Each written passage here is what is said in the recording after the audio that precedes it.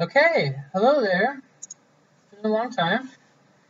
In theory, I should be live now. Let's see here. In theory is just a theory, though. Okay, hello? Okay, cool. I'm seeing people in the chat. So, welcome to Leave at least one new viewer.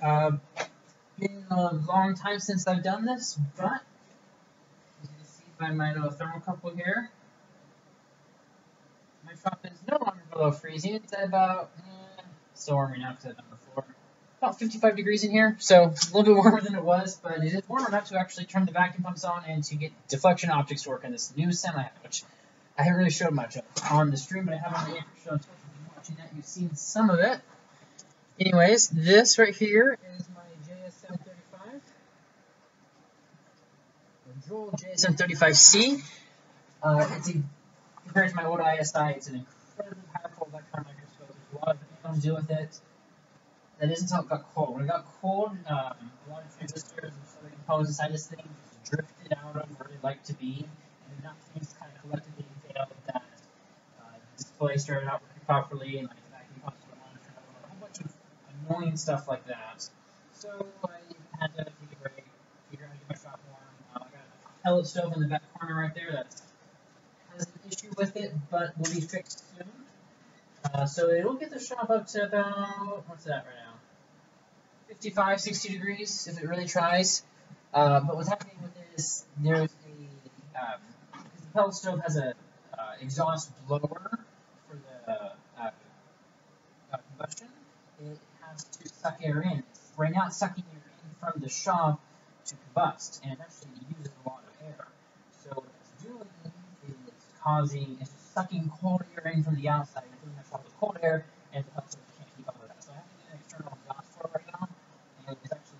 It's right now it's sucking more cold air in than it's blowing hot air out, which makes it really hard to heat this shop. There's gases everywhere. Once that's fixed, it'll get a lot warmer, but it is warm enough to actually run the microscope right now. So, let's see what people are saying in the chat. Audio is very choppy. Okay. Audio is choppy. It wasn't when I tested it last time. Sounds like I'm on my computer's microphone, not the wireless. I do. I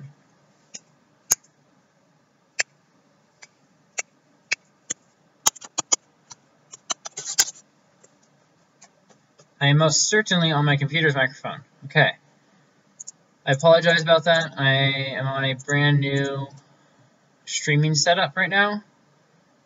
Let's see, delete that one.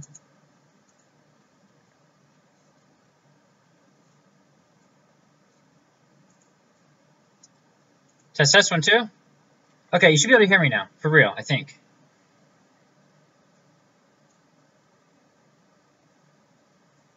Okay, so let's see here. I do have to actually apply my audio filters now that I should have available.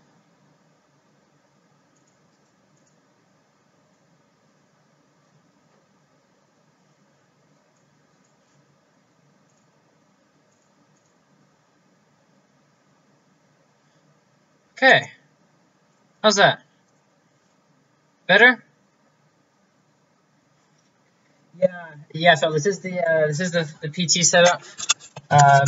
My streaming setup, instead of being based on OBS now, is based around Wirecast under the recommendation of Phil. However, this is my first stream with Wirecast, which means that everything is new, and I don't necessarily have everything figured out like I did in OBS. So a lot of this is going to be testing. That's okay. It'll be fine.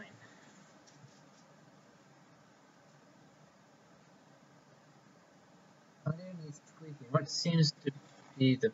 Oh, wow. Wirecast is broadcasting question marks now. Oh, come on. What happened? Why is...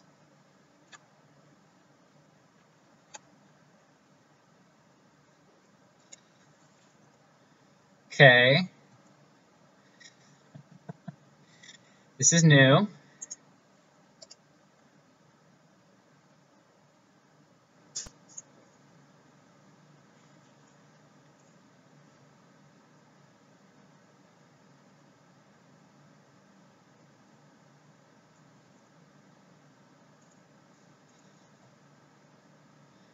Okay, you should be able to hear me still, right?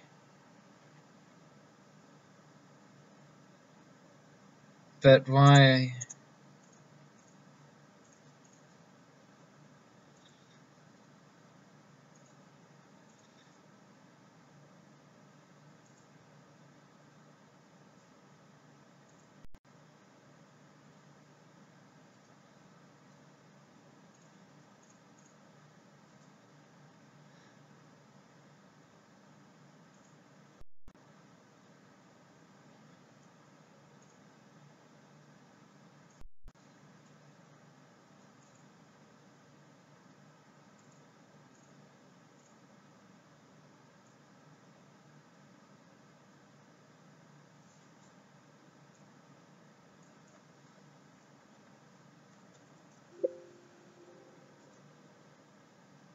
Okay.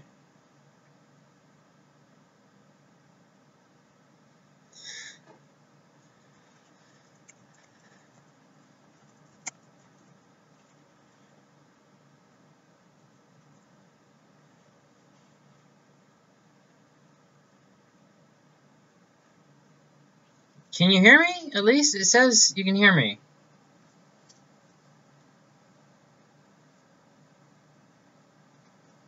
Playing flute theme? What? It's not even playing right now. Well, I'm still, like, video is... Wirecast, guys, it's great. Real great.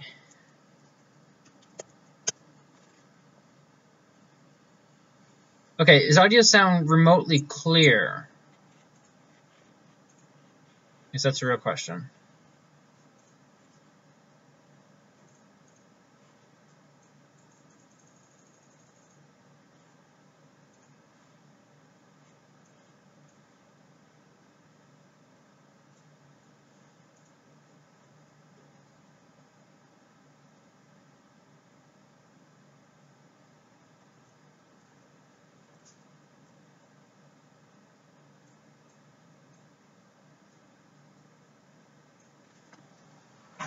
Back? Maybe? Oh, I had to hit the spacebar. That's what's wrong.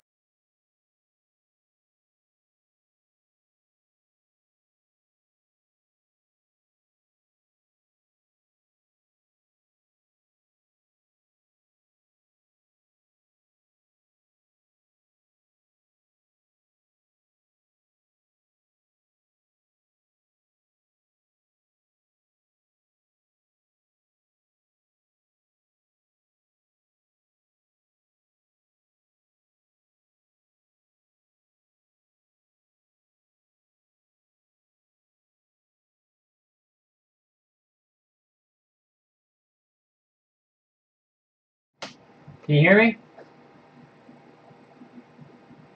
Oh, that's not the right microphone. Really liking Wirecast. Okay. Maybe. No, okay, something died.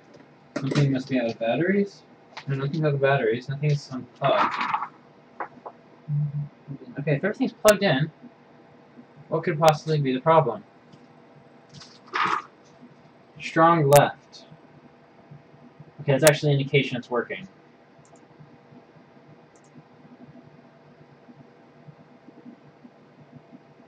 Test 1 2. Test 1 2. Test 1 2. Test 1 2.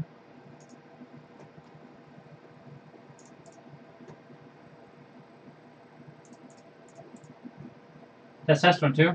Test 1 2 1 2. Still left. Okay, here. You know what?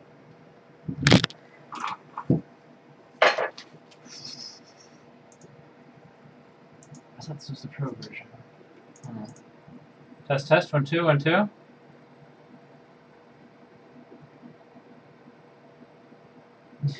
Okay, left ear's in pain. It's great. That's just great. This should be...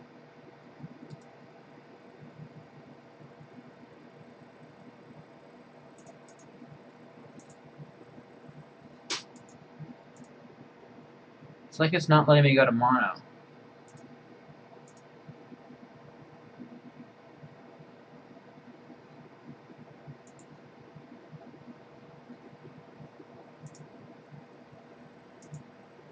Nice, that's not gonna work either.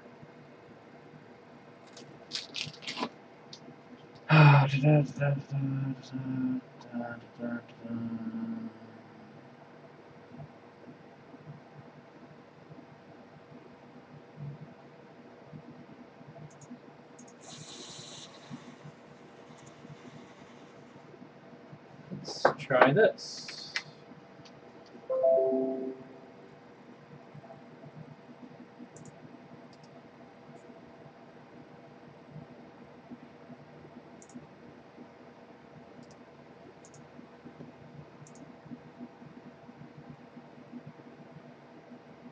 Test 1 2 1 2.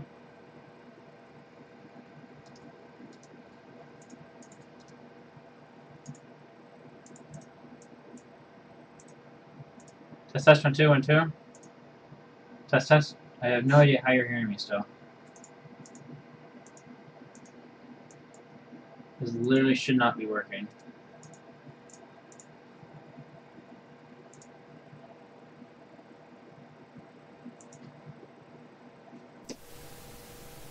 Test 1 2 1 2. I think I just changed it to the right channel. Does it sound good on the right channel? Test 1 2 1 2. Test 1 2 1 2. Test 1 2 1 2. Okay, come on, just do what I want you to. Test 1 2 1 2. Test. Just go to mono.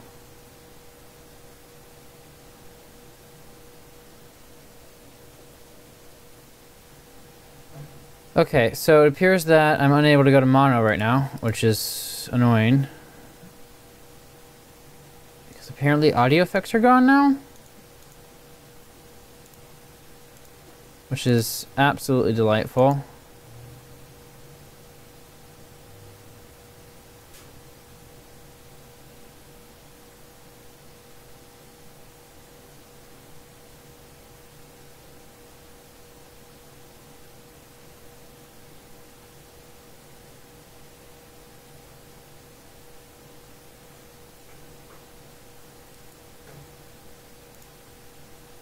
Come on, mono. I just want mono.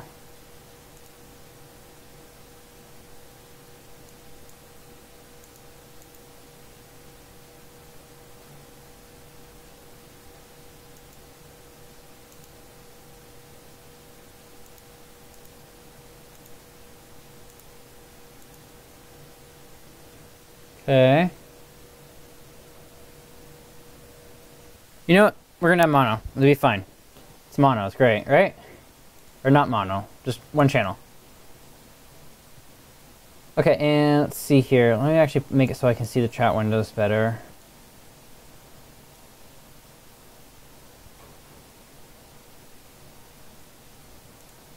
Real professional operation we've got going on here.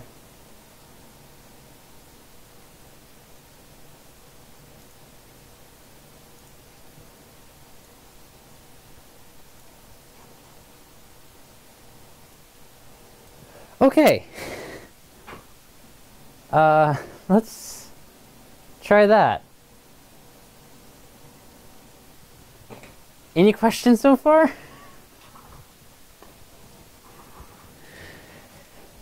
Okay, what was I saying?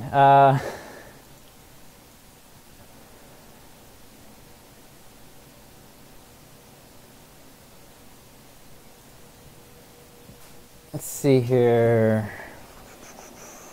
Okay, we'll go and start the vacuum system up. So, problem is, right now, there's... Okay, well, first of all, the system worked great before I had to stop using it because it got cold. Once it got cold, it apparently developed a large vacuum leak because I'm no longer able to bring it down to vacuum. Like, not even, like, close-ish. It won't even come down to where it starts really reading on scale as doing anything. So this is a problem that has to be fixed. It could be something as simple as a valve not moving, or it could be a leak somewhere. And it's not in a spot where I have good equipment to find it. It's kind of an awkward in between. It's not big enough that I can hear it, but not small enough I can use the helium leak detector I have. So it's in an interesting position. So I guess the first thing is first is let's get the SEM powered up and get the vacuum pumps rolling so I can get my multimeter on it. So let's see here. I don't actually have a vacuum gauge on it right now. I stick test probes into the side of it and read off what it thinks the pressure is, which is a great way of doing it when you don't actually know what the numbers on the scale mean. Furthermore, I can't put an oscilloscope on it. Well, okay, I can, but it's not very easily, or not as easily as I'd like. I can't put an oscilloscope on it because instead of being voltage, it's current. Okay, so into valve lock, power on, roughing pump off, all valves closed for startup. I'm gonna go plug the variac in. There's about a 50% chance that I'm gonna blow the fuse when I do this, which is, I know, awesome. But this variac's got some inrush problems. So the only time I ever blow the fuse in the shop is inrush on my variac, which is so much fun. Hey, didn't blow it. Bring it up to 103 volts. Back to the console. Okay.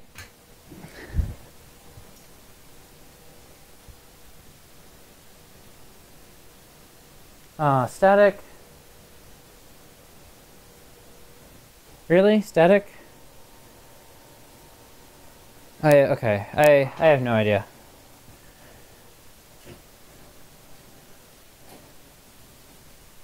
Okay. So you can see I've got some leak detection stuff from last night, vacuum grease, alcohol, chemical wipes, wiping things off. And then this is my leak detector I want to use, or the detector part of it. This is a RGA, residual gas analyzer. It's pretty cool. It looks for helium entering into the vacuum system, and when it detects helium, it starts making a buzzing noise. And helium will leak into the system from a tank I have. I'll spray it around here, and it'll leak in through any joints that have got a problem. But this requires a vacuum of 10e to the -4 torr. I'm probably at maybe -1. Maybe. And it's just clipping when I'm speaking loudly. Okay, I can deal with clipping later. I know what the problem is, and I'm not going to bother to fix that right now.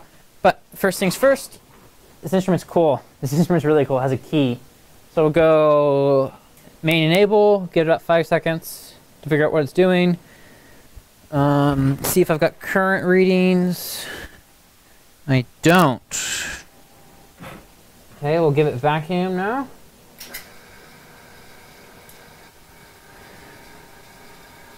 Okay, vacuum scale's coming online.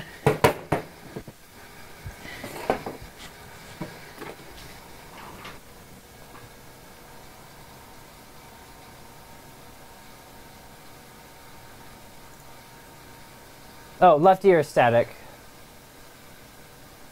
Yeah, the left ear is being undriven right now. My microphone's outputting in just one channel, and I can't get mono to work for some reason. Wirecast, it wants me to pay money for mono, and I'm not going to pay money for mono through Wirecast. So, yeah.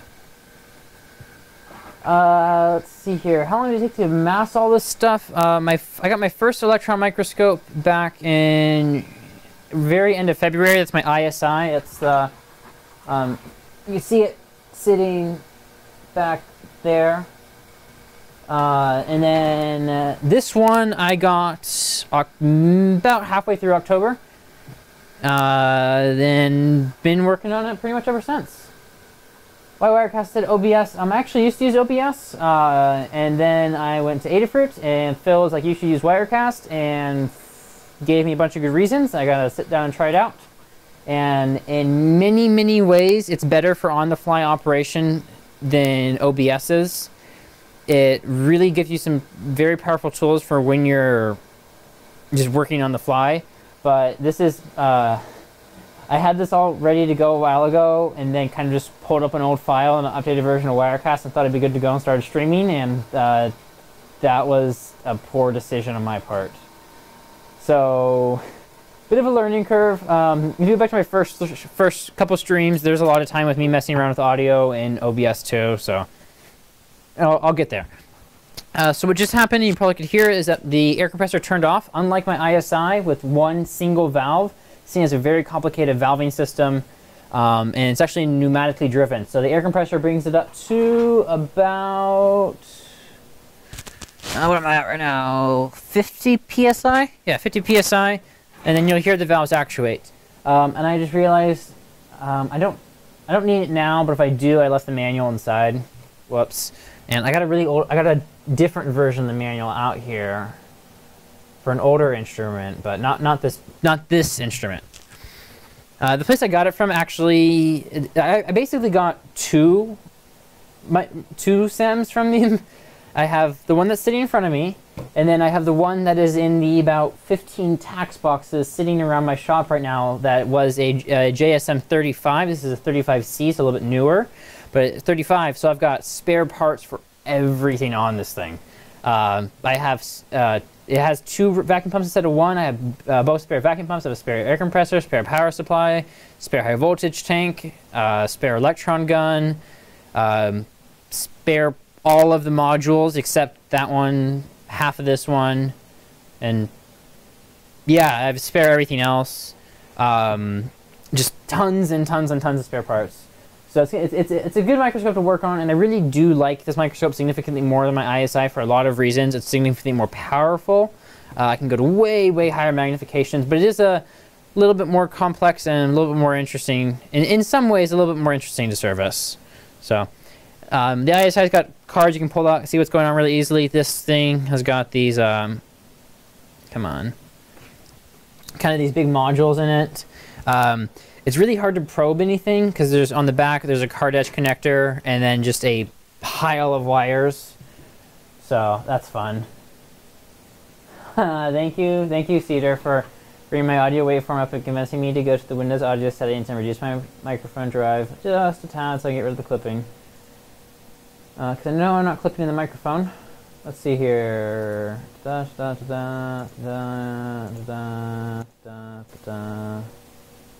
See, do I want to do boost? Let's see here. Is that good? Am I going to clip anymore? Or I think I'm... let's see here. Okay. I think I made it really quiet. Somebody tell me if I'm really quiet. I'll talk a little bit louder for now, though. As far as, yeah, so the riser cards, I'm sure there's a riser card or cable for this. I haven't found it yet. I actually have a job working on these instruments now, so the instrument I'm currently working on, which is a Philips EM410, does have one of those riser cards, and it is amazing to use. Yeah, so I actually now get paid to fix these instruments for our for a lab, which is a ton of fun, but they actually, the ones who gave me this SEM, they don't have any more SEMs, though they have all transmission electron microscopes, so TEMs. And TEMs, instead of like, oh, it's a cute 40 kV, that's great. It's like, here's 140 kV, deal with it. So a little bit more interesting. The instrument I'm working on right now actually does have a problem with its high voltage drivers, and all sorts of badness. We'll get into that later. So no, I've been using the riser cards on those instruments, and that's a lot of fun. Overall volume drop is still clipping. Okay, that tells me almost everything I need to know. So turn that back on, turn that off, and then go to my belt pack. Test 1 2 1 2. Oh yeah, I'm definitely clipping on the belt pack. Okay, cool.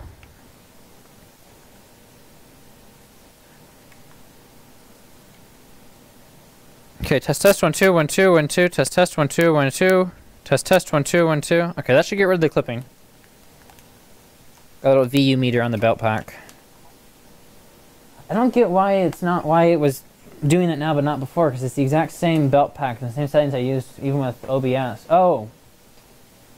Right, I had compression on OBS enabled. I don't have compression on this yet. Whoops. Is there another chat? Yes, in the Adafruit Discord server, there is indeed another chat going on. Nobody get mono now? Maybe? This is going to be a bit... Is that mono now? That should be mono now. Test, test. Okay. Let me know if that's mono, and if it is, I'll tell you how I did it.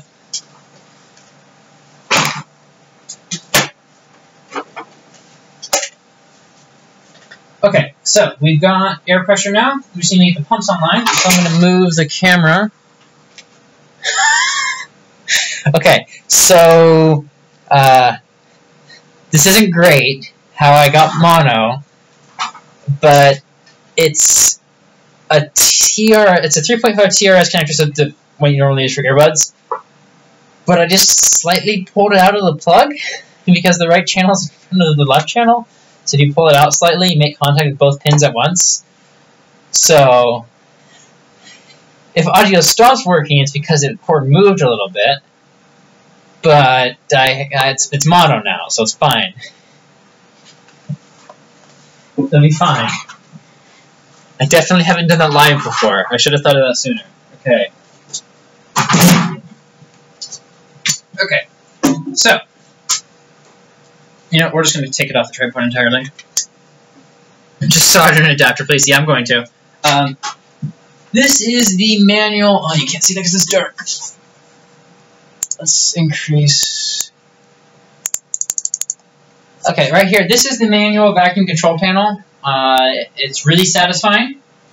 Let's see here. So we'll go ahead and enable the cross valve, so V4.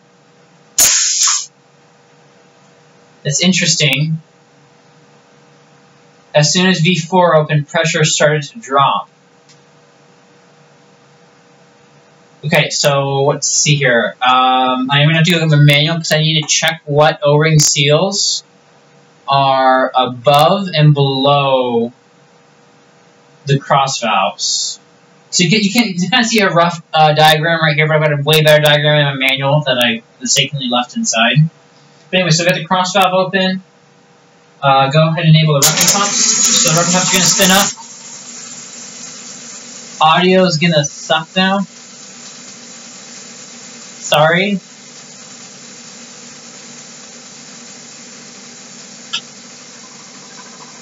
Okay, so the pumps are going to take a second. I'm going to give those a second to keep spinning. Just have this closed off. Go ahead and enable the manual override for power, but the valve lock enabled. We'll go ahead and open the column up to the pumps. So I heard the valve click over, which is good.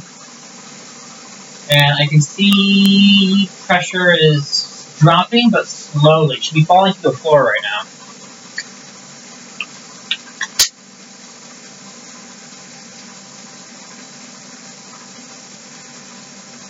Okay, we can turn brightness back down.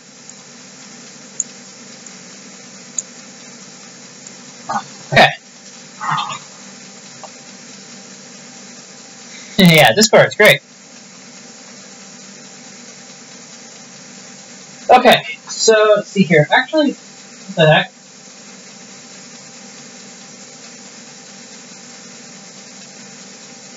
Pressure is falling like it should be.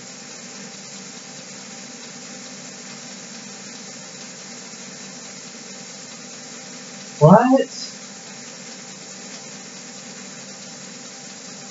It's pumping normally now. It's working. I don't like that. I don't like intermittent vacuum release, because intermittent vacuum release is how you dump to atmosphere when you have 45 or 40 kV running on electrode about a millimeter from ground.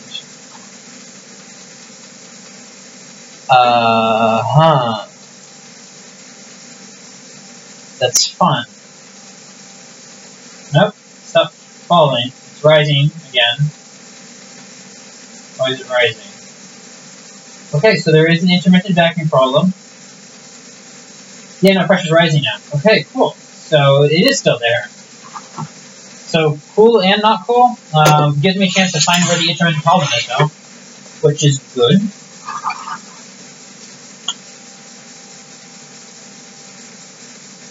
Yeah, no, pressure's rising again. That is not something I've dealt with before. I've never dealt with a vacuum leak this intermittent. It's either been there or it hasn't. That's new. Yay. I'm going to be back in about 45 seconds where I go out in the snow and grab my manual, because I need a diagram. I need to figure out, because so what happened is that, I got, basically you can think of that this section of the scan column is, can be, this section of the scan column can be isolated from the electron gun, the stand pipe, and the diffusion pump.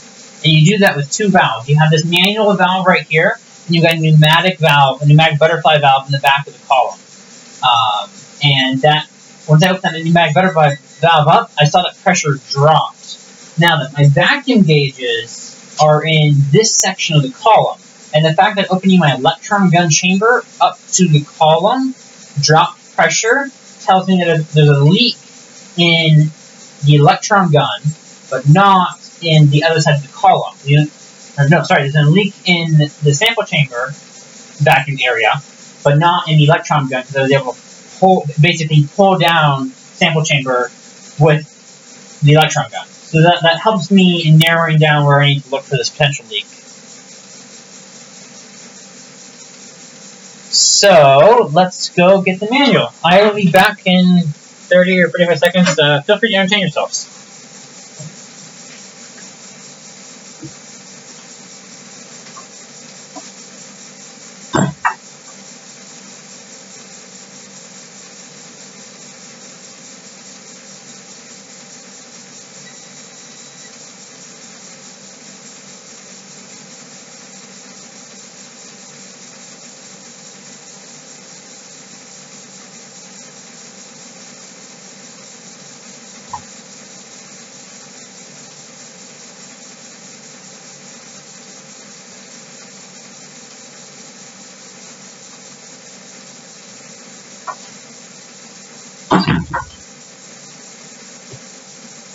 Okay, I'm back.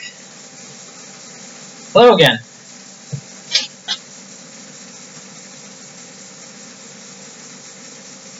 Let's see here.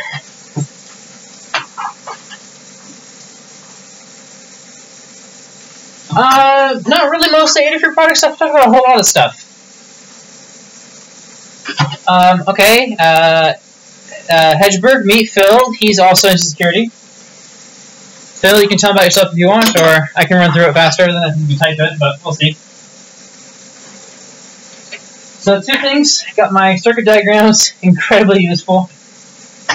More useful, though, is this SIMS manual. It's known as the Brown Book because it's in a brown book.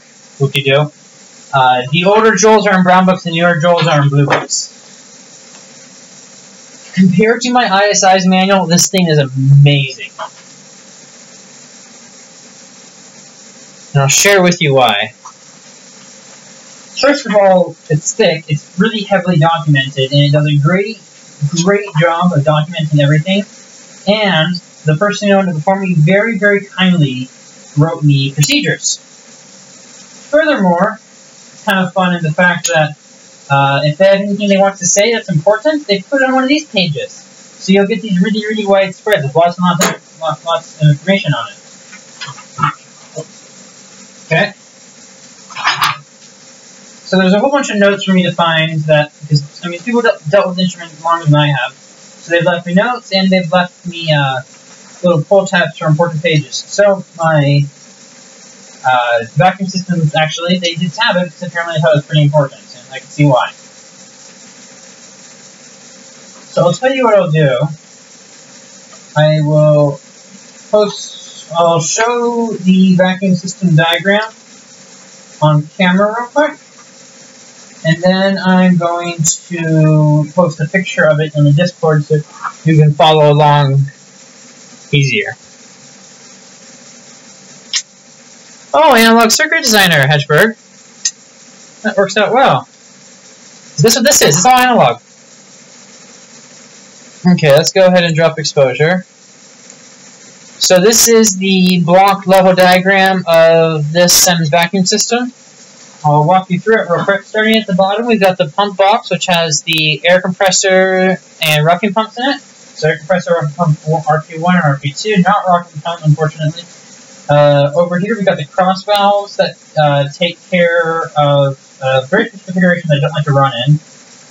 Then we've got the diffusion pump valve here, the diffusion pump, the water-cooled baffles, the alternate liquid nitrogen baffles, the lower diffusion pump butterfly valve, the upper diffusion pump butterfly valve. Coming over here, in between the two butterfly valves is where the pressure gauge is and where the feed that goes, or the vacuum manifold that goes to the specimen chamber is. And then above the upper butterfly valve is where you get the anode chamber or electron gun chamber. And then in between the electron gun chamber and specimen chamber, you have a manually actuated gate valve that closes the beam on and off in the column. Over on the right side, we've got the leak valves, so that's how we vent to atmosphere. And then over here, we have the valves that you use when you're doing a sample exchange. And then you also have a manual gate valve on the sample exchange airlock. You got your water chilling. And yeah, that's pretty much it.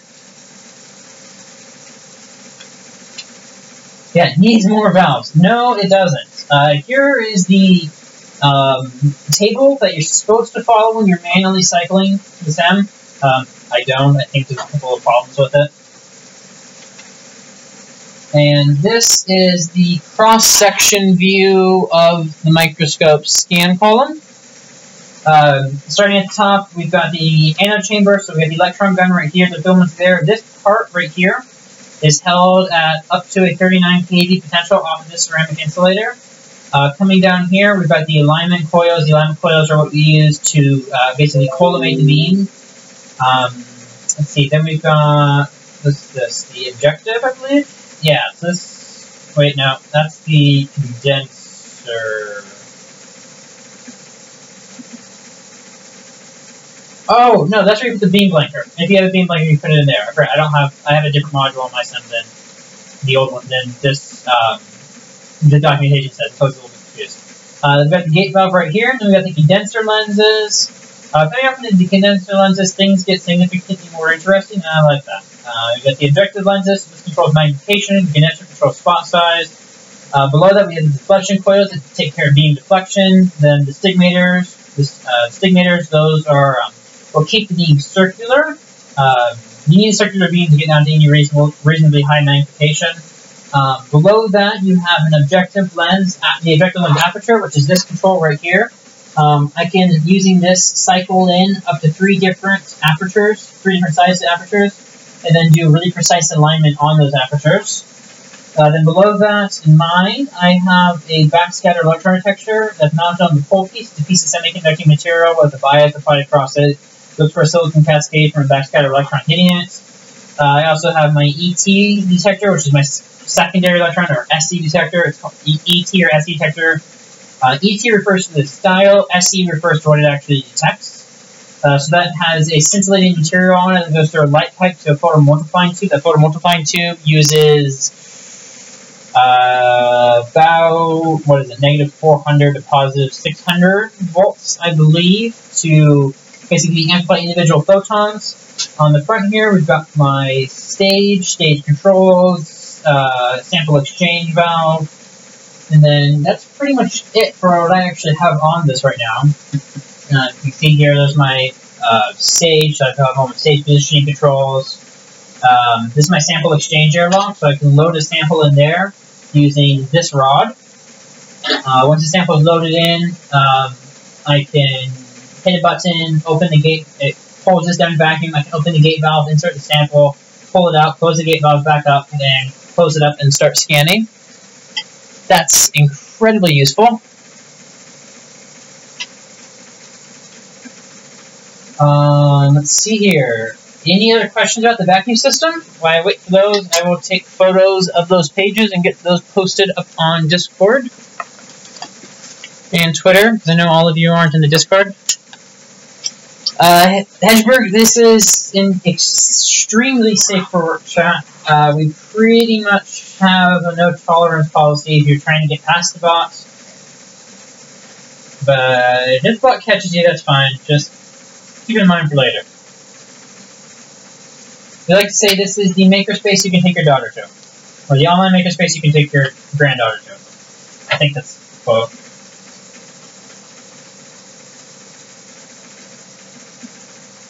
Okay. Photos are incoming.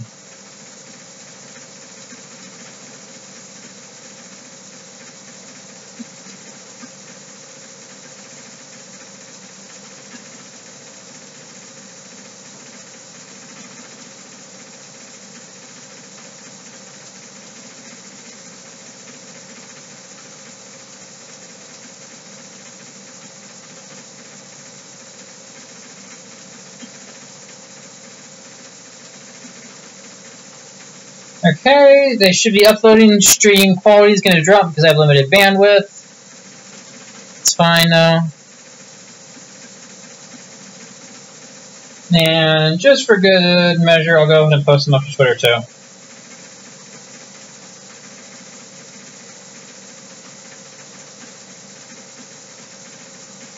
And go ahead and increase my brightness a bit.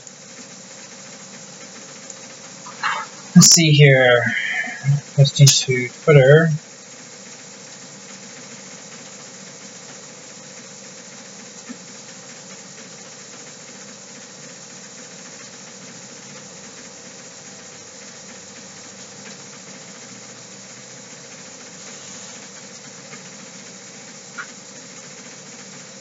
Okay, I'm going to post this as a new tweet instead of as a response to my other one.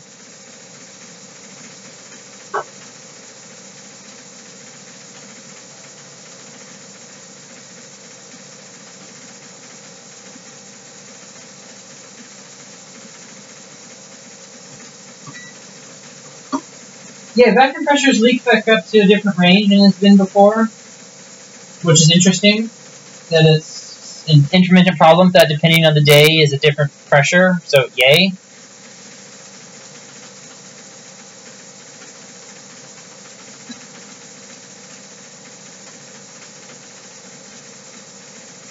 Okay, let's get these.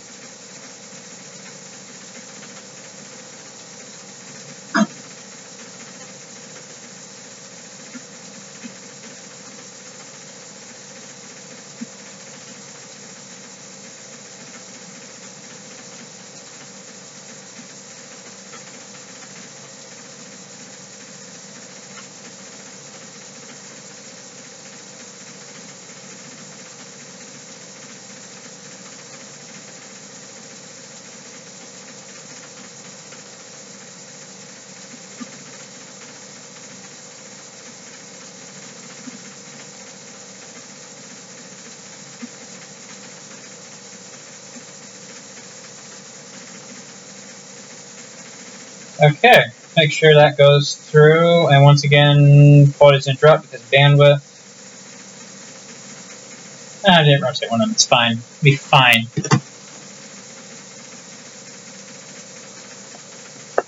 Sections for dealing pressure. Okay, so if you go to the schematics,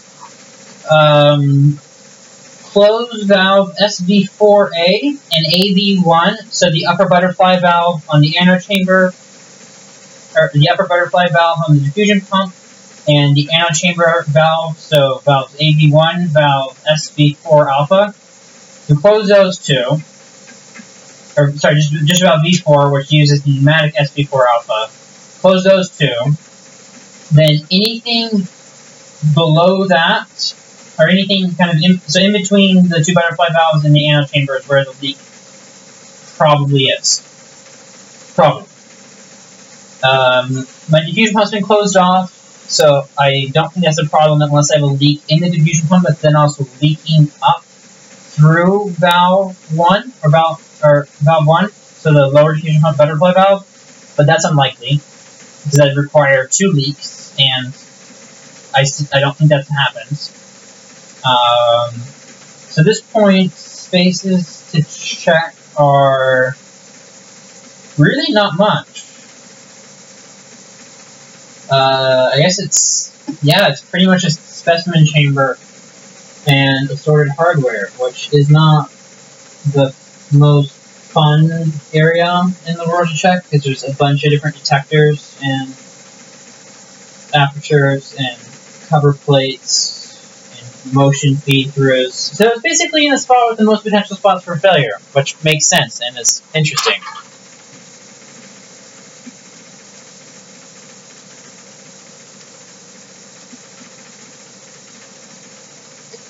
The main function of the magnetic shield is exactly what it sounds like. The electron optics are influenced by outside magnetic, or by stray magnetic fluxes. So you got a new metal magnetic shield.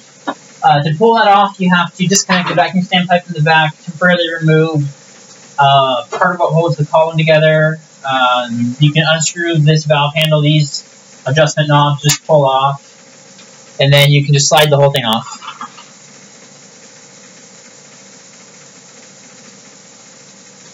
Yeah, I don't get why it's intermittent though. Let's just try like compressing the butterfly valve and see if that does anything. That does nothing. Okay, we're gonna try something. We're going to pull the specimen chamber airlock down the vacuum. So that's gonna pull down the vacuum now. And then we're going to try opening the airlock. And then if, actually I start to see pressure dropping.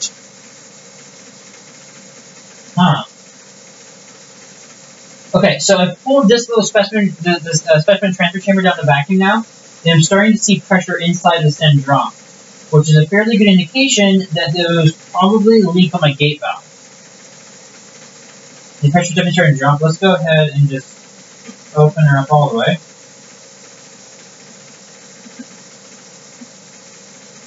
Yeah, pressure's starting to drop. And I do have a known leak in my specimen exchange system, so I am limited to vacuum there, but it's a much smaller leak.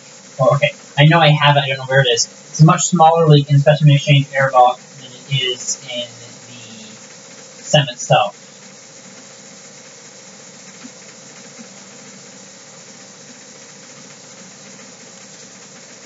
Okay, let's see here. Let me catch back up in the chat section.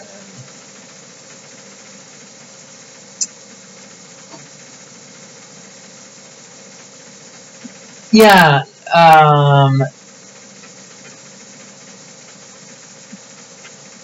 oh, pro tip, Hedgeberg, if instead of using slashes, if you, okay, I don't really want to be the pro tip guy. If you use asterisks instead of slashes, it'll italicize it. Anyways, yeah, I can hook up, well, I can, it's just more effort. I have to use a current drop resistor. Basically,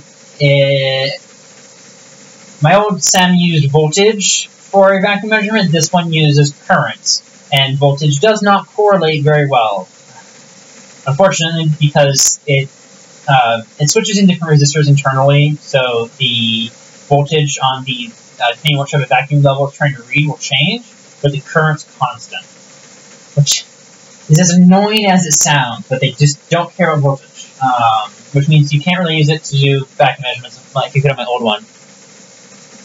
So this is what I had to deal with. I don't have a current probe for my oscilloscope. But no, I used to do that all the time in my old one. Having the plot of the vacuum pressure was incredibly helpful. But right now, everything's moving very, very slowly. Just like maybe 20 microamps over the course of about a minute. So,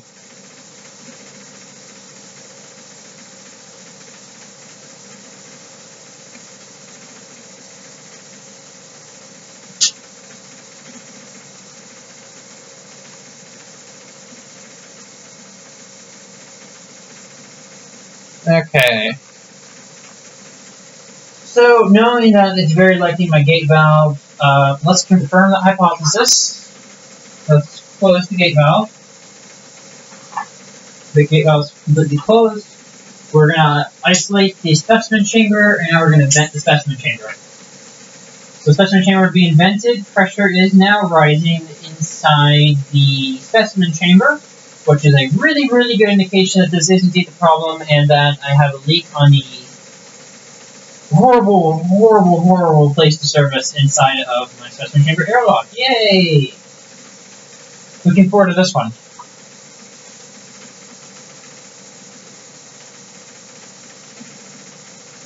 Yeah, positive negative slews look to be close to the same. It's not exactly floating. It just, to get the current, they'll switch different resistors in transistors depending on what vacuum circuits you can measure, because there's 2 different vacuum gauges inside. It's weird. I'll post a schematic sometime, but it is incredibly annoying. It's one thing I don't really like. I'm not sure you mean that's what's floating, or if you're talking about the column. The column itself, you'll notice, moves too. It's mounted on vibration isolation stage. So you got about, say, 500 pounds floating on 4 springs right now. So, tippy tippy. Okay, so now that we know that that's very, very likely the source of the leak, that gives us a couple of options. First one, to start the visual inspection, look for any foreign contaminant.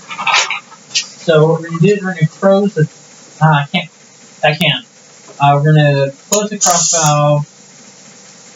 I do not need the rotary pumps. Now, let's keep the rotary pumps running. We're going to, okay, this is a non-standard procedure I'm about to do here. Okay, so we have all of our valves closed right now. Now we're going to open up the valve for vacuum on the specimen exchange chamber. Go ahead and close off the anode chamber pumping valve. We don't need to affect that, what we're about to do to it. Okay, now the anode chamber is at vacuum, so we can close that. Then we can open the airlock. Ensure this is closed, and now we can vent the specimen chamber using leak valve 2. Basically what I just did is there's no leak valve actually to vent just the specimen chamber. You have to vent the gun and specimen chamber, or just the gun chamber. It's a bad design because it's more often you want to vent the specimen chamber and not the gun chamber. So the way you do this is you bypass the interlocks and you just vent your anode chamber, or your simple exchange airlock, while having the sample exchange airlock gate valve open, which is definitely a non-standard procedure, but it's fine. So we can go ahead and close that up now, and we should be able to open up our stage. Cool. Okay. Now I have to remember how this works. Oh, it is dirty. I'm not surprised it's leaking. I need a light.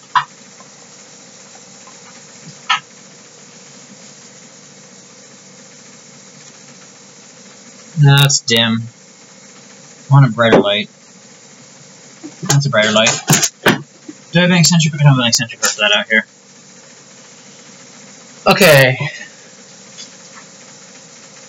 Yeah, I'll get digital opposition working on it sometime. Let's see here. 2 valves leaking, or at least opposing vacuums. No, it's just, I think it's just 1 valve. Oh, okay. There's 2 leaks. One of them is a valve. I don't know what the other one is yet. I just haven't needed to use my exchange airlock, so I haven't bothered to fix it yet. See, right now, I will be up close and personal to this momentarily, but I'm just doing a visual inspection to see if I can see anything wrong with the visible sealing surface, and I can't, which means this just got more interesting. Okay. so let's give me some room here. I'm gonna swing my door open.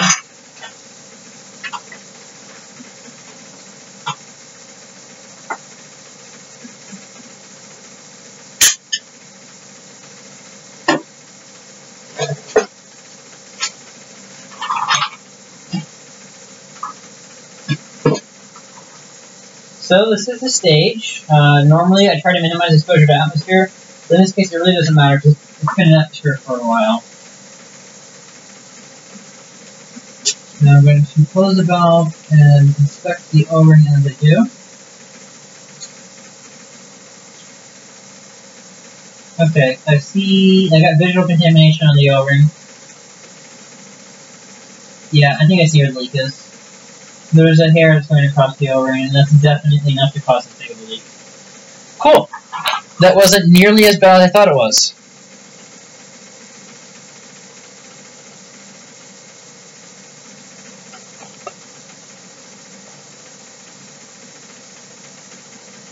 Okay, good night, Hedgeberg. It's been a pleasure having you here. Definitely keep working on this. It is a bit late here, too. I got started later in the day than I wanted to. A bunch of things ranging from the serpentine belt on the F350 dying, or preparing to die, not dying yet, so he stopped it from dying prematurely, and then stove not working. But anyways, I'll try to start earlier in the day next time, because I know it does get late for people.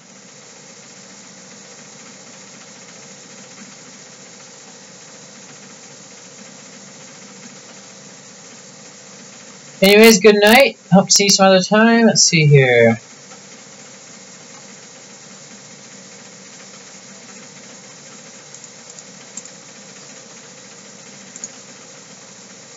If you want to wait just a second, I will go ahead and show you real quick on camera the contamination. Okay, let's see here. So you can see back inside of there. Flashlight out.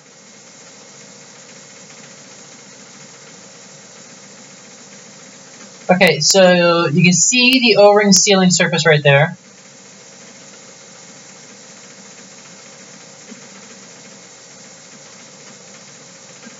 And if you look closely, you might not be able to see it on camera. There is a piece of dust sitting across that O-ring. And that one little piece of dust is enough to cause this big of a vacuum leak. I don't know why that would be intermittent though, but it's probably that. Now cleaning that O-ring properly is going to be hard. I should do it though, so I'm going to see if they may not have a procedure for this or not. This might be interesting though. Yes, I'm going to photo that. I'll take a photo of that real quick and post it up.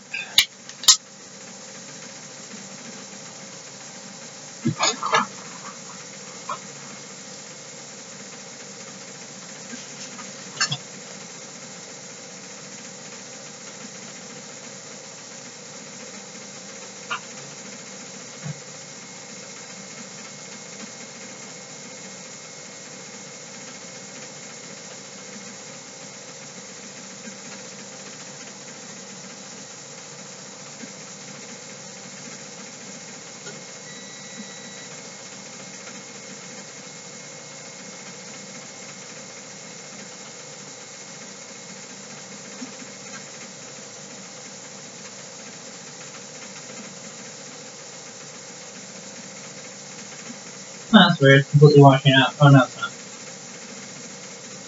not. Okay, so let's see here. It's a really tiny piece of wood. It's a really tiny piece of hair, but these things are incredibly sensitive to even something this small.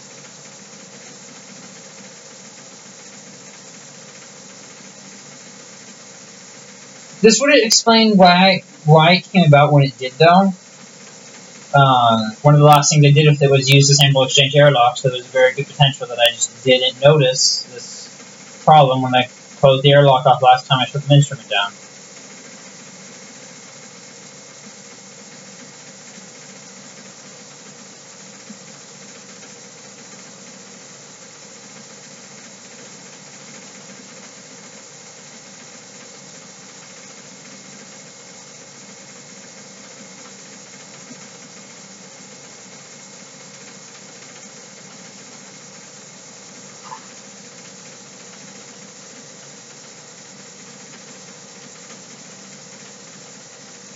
Let's see. Oh, by the way, if anybody has any questions about what's going on right now, feel free to ask them in either the YouTube chat or the Ada Group Discord server. I'm watching both. You can tweet it to me if you want to. It'll probably take a lot longer for me to see it, though, so there's that.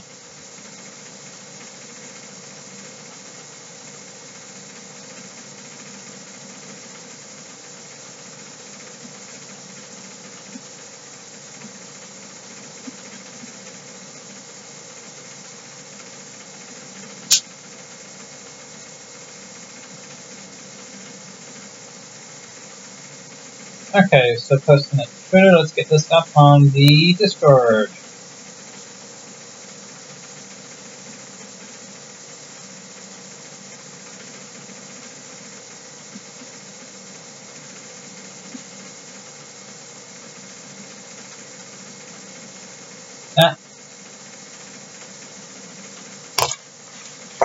Cool.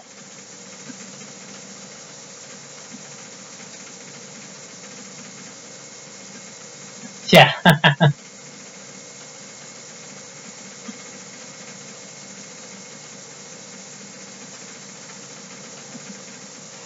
I don't plan on using the spares to make a second microscope. I have spare electronics. I do not have spare hardware, so I don't have a second column. I don't have a second frame or a couple of the power supply units. So I could buy another 35C off on eBay, and because there's a couple up there right now that are just kind of just frames and missing a couple of parts, but they're all parts I have. I don't have a reason to do that right now, though. I don't need a second 35C. If I were going to buy a microscope off of eBay, I'd go for a different one. And I actually am working on getting a third. That would be my responsibility to fix, but not. It wouldn't be in my shop. I don't have room for 3 cents in this shop. I barely have room for 2 as it is. So now I have to figure out a course of action to correct this. Let's see if the manual has a procedure for doing an O-ring change on the gate valve, but I don't think it does. I know it has one for a column disassembly, but I don't think it has a stage disassembly one. It's getting cold in here. I need to check the pellet stove real quick. It doesn't feel like it's working very well. Yeah, it's not blowing out that hot air. That's weird. Huh. Alright.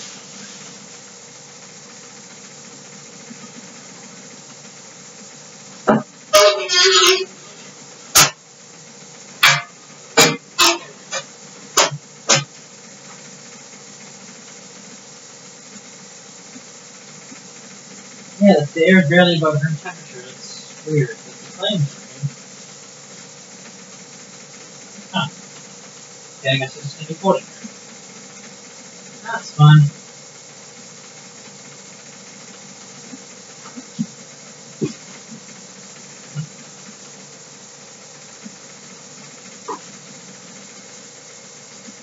I probably have a spare O-ring. If I don't, I can make a round one fit. I have a bunch of spare O-rings. I don't know what exactly I have.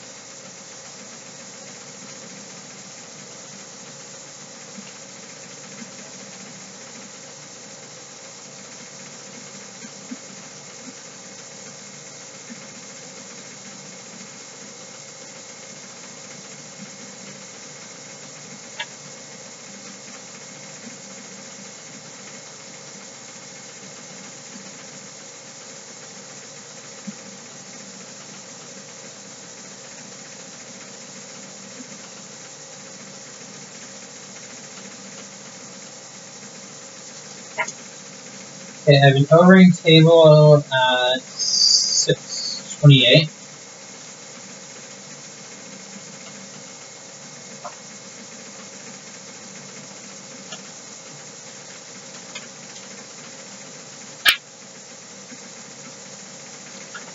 See if the O-ring table includes the stage. No, it does. Okay, cool. Oh my god. Ooh, a lot of O-rings in there. Jeez. That's cool.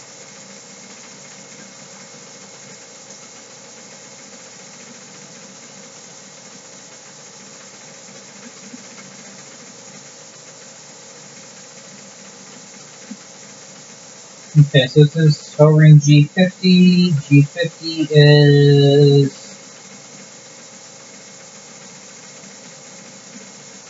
There's no way it's 49. Oh, okay.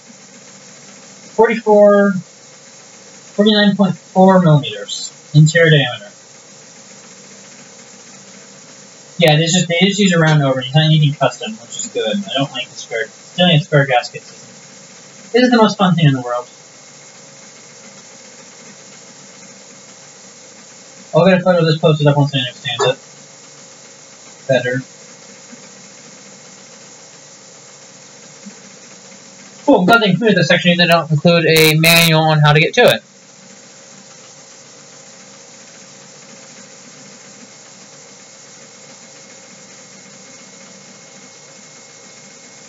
Good night, Cedar. Yeah, I'm glad to be back on the air too. Okay, snap a photo of that.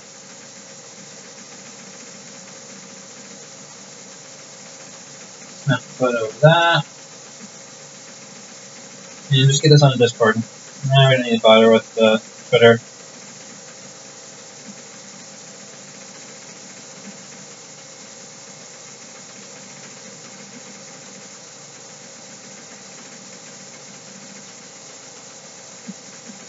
Okay, I still don't understand or don't know exactly how I'm going to get to this yet.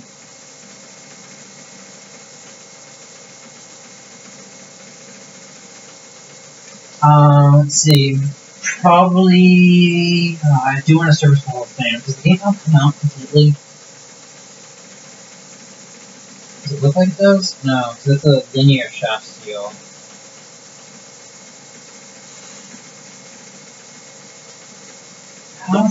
Huh? No, I guess I'm just gonna start with pulling the cover off and seeing where that leads me. Oh no, I can't pull the whole gate valve assembly out with just 4 Allen bolts. Right. Okay. This is not nearly as bad as I thought it was gonna be. Yeah. So what I should be able to do is just pull these 4 Allen bolts or Allen heads out, and then in theory the gate valve should just slide straight out. In theory. No guarantee that's actually how this is going to work.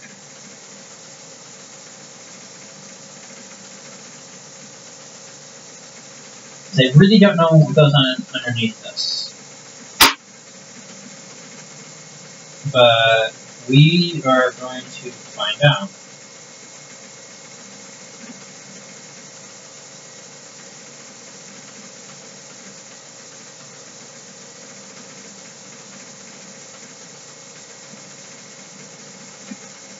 Okay, everybody ready?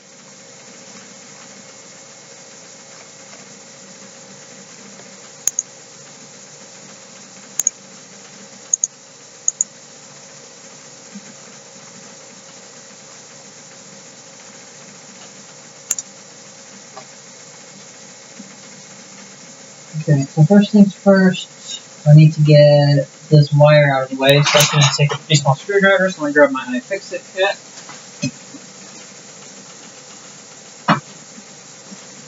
And I'll go ahead and grab my metric Allen keys while I'm over here. Yeah, it's been a bit interesting having a job where you work on these same instruments you work on in your shop and only having one set of tools. I've had to pack up my SCM repair toolkit and take a bus, which is exactly how much fun as it sounds. But I guess that's the life of a traveling service technician. Okay, cool. Got the right Allen key. Now you can pull the wires. I'm going to go and get the camera closer and do a bit of a digital zoom.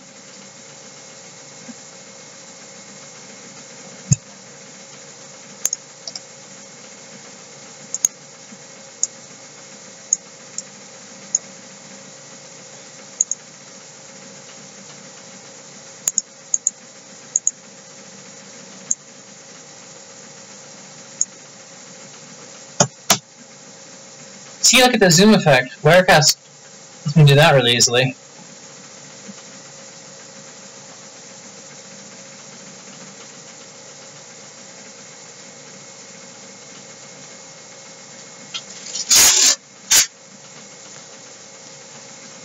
Yeah, I think this is actually the first time I've seen this be a problem. I've read through the service log for this instrument, and I haven't come across anybody else having to pull the gate valve before. So, yay! Novel failures.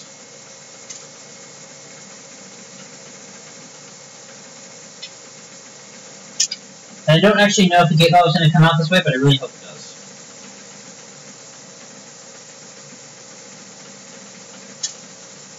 One good thing about this instrument is that it does a really good job of shutting entire blocks of the instrument down, so I can safely work on areas of it while still having the rest of the instrument under power. That was...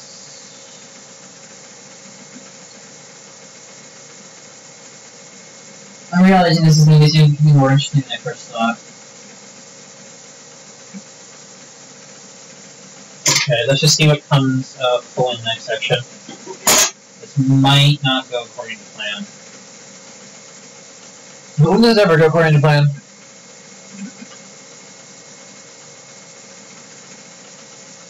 Audio still working? Nope, audio's just left again, or just right. Okay,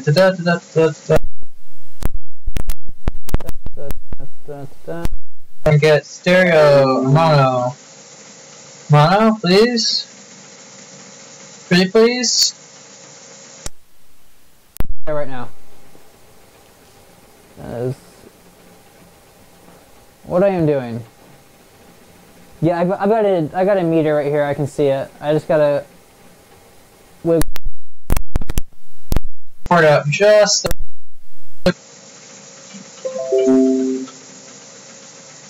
Okay, too far.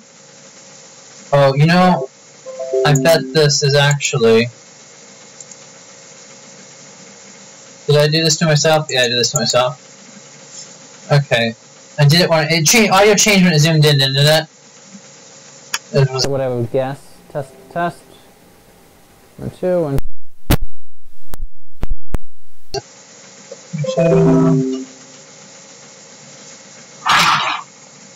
Test. How is it still working? Test. 1, 2, 1, 2. What are you getting your audio from? Oh, it's laptop audio. Test. 1, 2, 1, 2. Test. 1, 2, 1, 2. Test. 1, 2, 1, 2. Test. 1, 2, 1, 2. Test. 1, 2.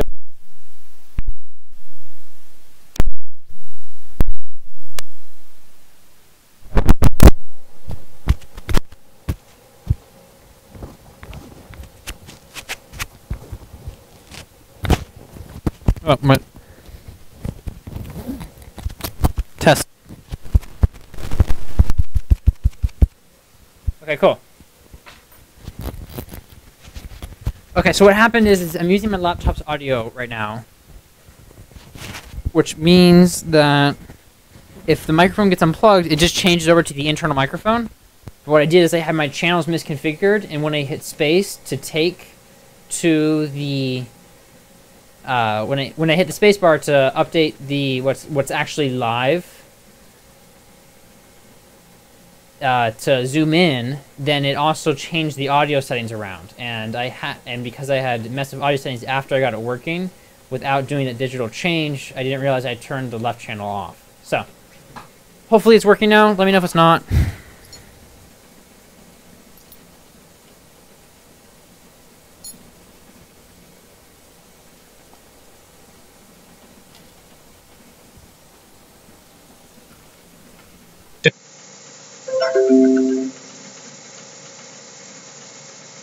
It's just telling me to unplug your device.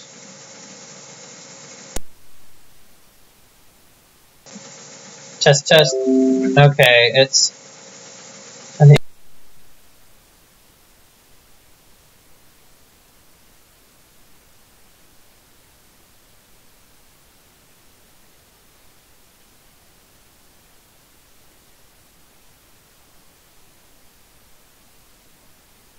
One, two.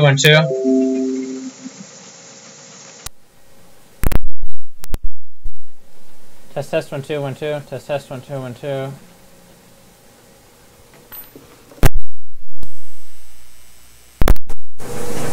Is that stereo now? No, that's still mono.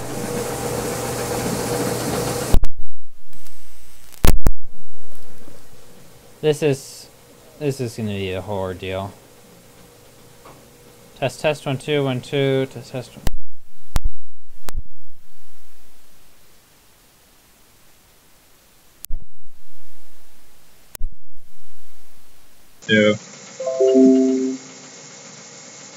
No, I can see when it's right or left. It's just a pain.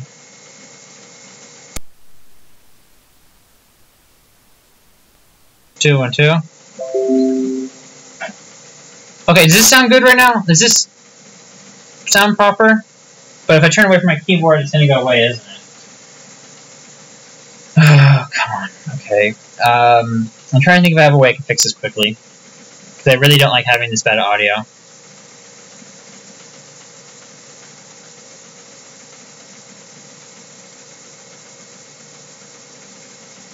Yeah, but I can get this working. I probably can. I just gotta get this.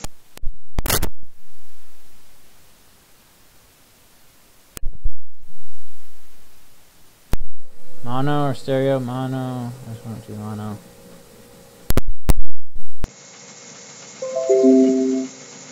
You know what? We're doing this the really hacky way. The even hackier way. I have aluminum foil tape that's really thin, like it's conductive, and I can wrap it around. Where's my SCM? Where's my box of tape? Oh, it's not here. Okay, different problem solving. What do I have to fix this with? I have this cable part, the thing you can do.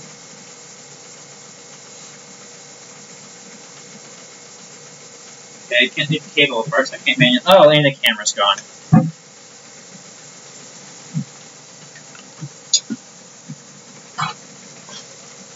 Okay, so what it is the USB plug's really loose, so if I just accidentally wiggle it at all, it dies, apparently, is the conclusion I'm coming to.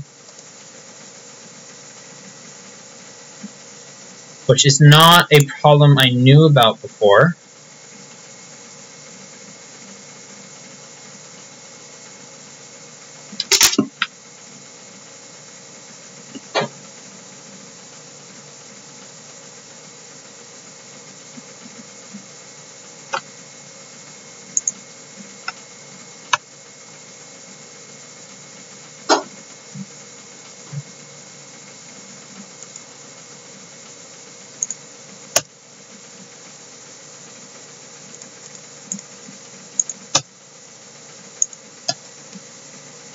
Okay.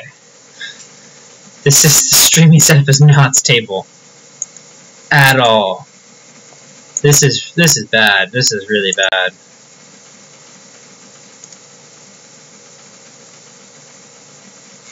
I'm impressed by how bad this is right now.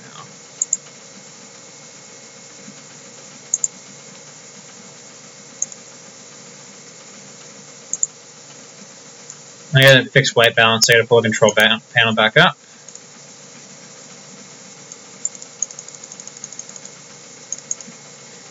There. Maybe. I don't even know at this point. Let's just get back to work, okay? Okay, would you rather have this audio, or would you rather have this audio? This audio works when I'm turned away from the screen, like this. This audio sounds like this when I turn away from the screen. So I'll leave the decision up to you.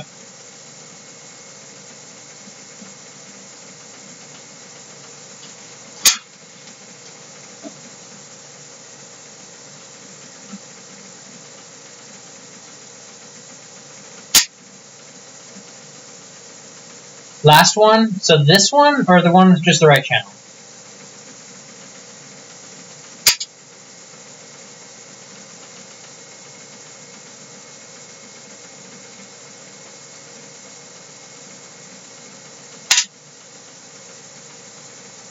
This one. Okay, I'll stick with this one.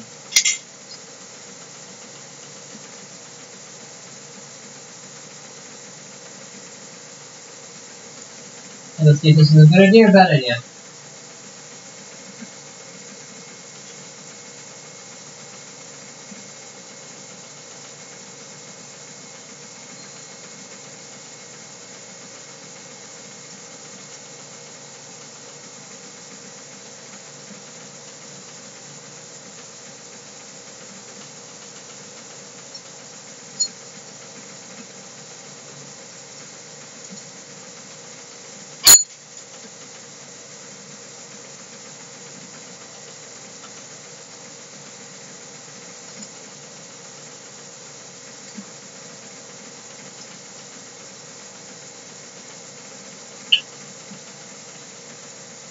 In a way, this is working, but this is also a really surprisingly challenging operation, so sorry for not talking as much as I should.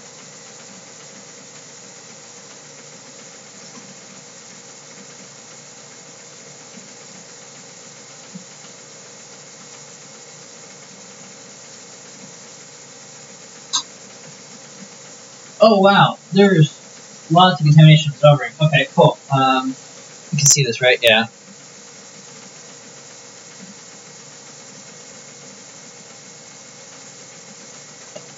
Okay, we're gonna go back to The right channel one though, because you can hear me when I'm talking to myself. I think I'm gonna try getting this balancing act working one more time.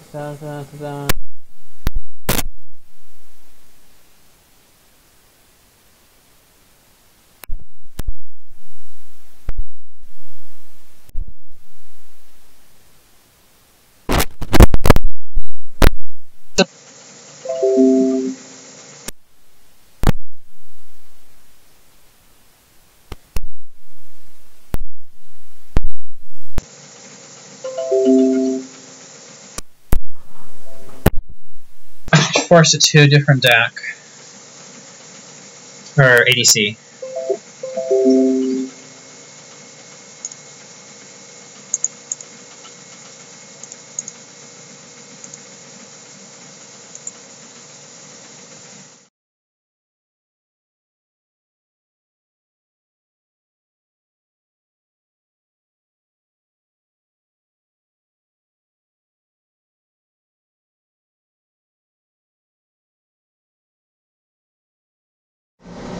Okay, how's this audio? This is an entirely different device, but so it's my webcam, so it might be better. So let me know if you like this. So we have this, which is webcam audio. We have lav mic audio, which is the one that's only right channel. Or we have laptop audio, which is the other stereo one, but doesn't sound like this.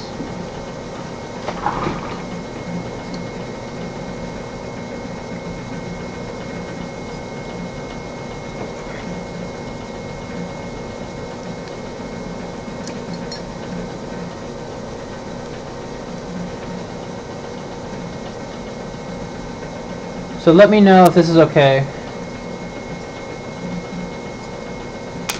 Okay, so what I'm doing right now is pulling out this little switch that's got a couple wires attached to it, and hopefully that will let me get more clearance on the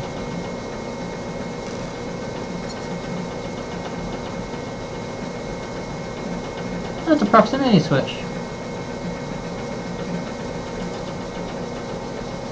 That's neat. Oh, no, it's not proximity, it's just a regular switch. Okay, let's see if this will help. So we're going to have to get the door back in, so I can get the handle close to here-ish. And hopefully with the handle there, I can wrap this all the way around, and we are clear of that stupid cord. There we go. Ladies and gentlemen, the gate valve.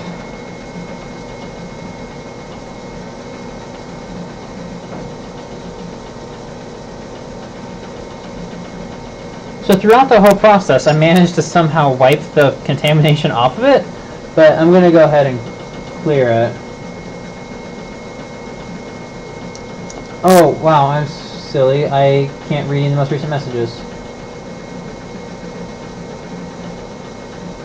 I had the chat window scrolled up and I wasn't seeing anything recent.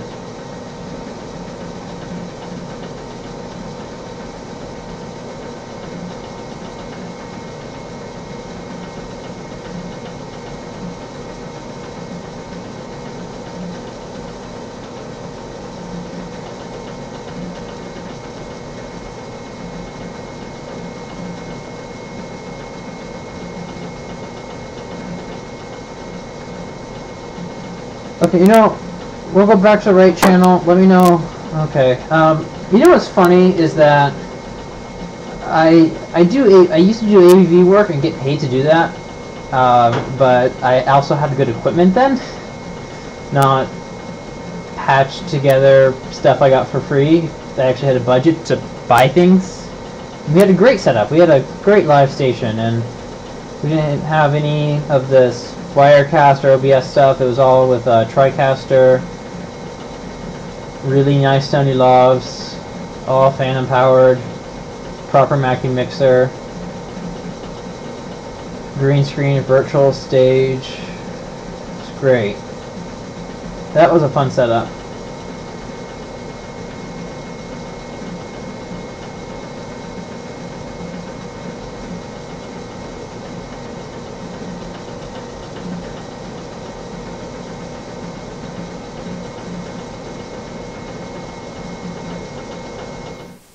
Okay, so this is just right channel. I apologize for it just being right channel, but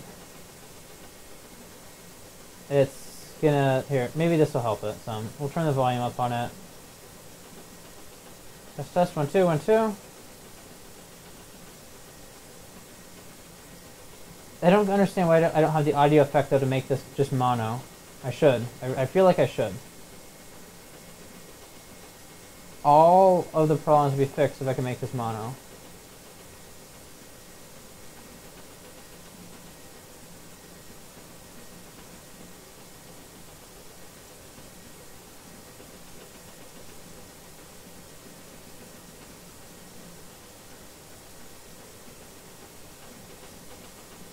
Okay, I can make this microphone louder. Yeah, I'll make this louder. Is that helpful?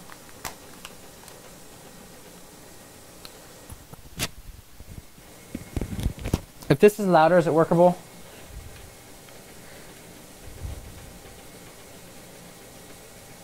Okay, let's see. That should be significantly better. Or louder, at least, right? Yeah, we're running close to Unity now. Once again, I apologize for dealing with all these audio issues right now. I had a bunch of OBS let me put filters on this, so I had all these filters set up, and this wasn't a problem.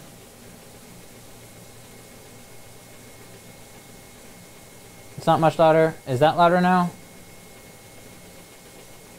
I feel like this should be louder now. Leave it there? Okay. I just need to buy a proper lav mic. If I had a proper lav mic, this would all go away, but I haven't streamed in a while, so sorry.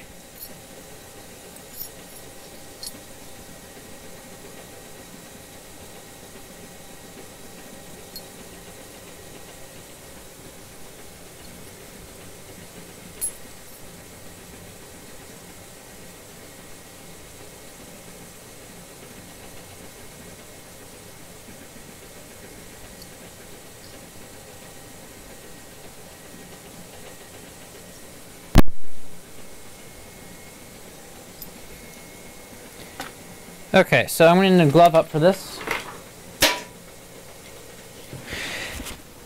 Yeah, I could just, I used to have a virtual mixer installed. I reinstalled Windows recently and just haven't reinstalled that yet because I hadn't needed it yet. And then I decided to stream and then just didn't. Yeah, I know it's clipping, I'm sorry. Here. We'll drop this down so it doesn't clip and then we'll turn something else up.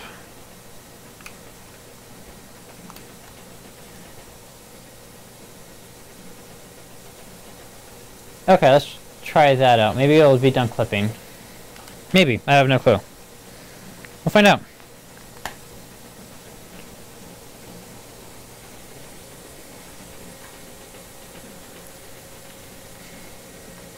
Yeah, I can't install it right now because it's a driver install, so I'd have to restart my computer. So we're not going to do that.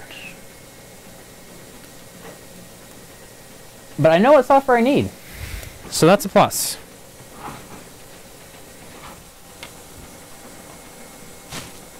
Okay, so I'm gloved up now, so we can start the delicate process of removing this O-ring and cleaning it.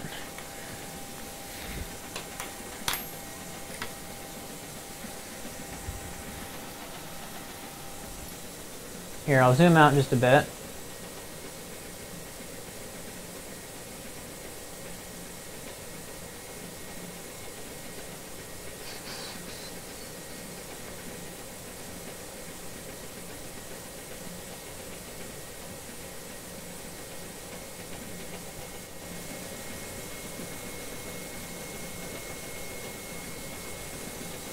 Okay.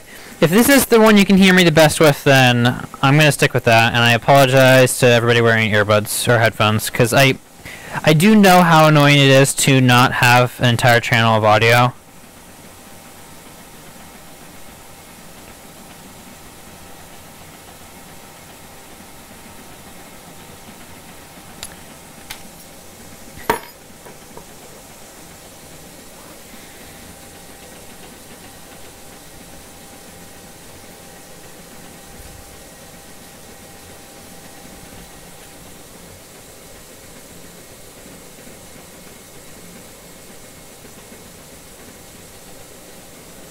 Okay, I'm assuming audio is still good after I zoomed this time, because I don't think I made any changes that would affect it.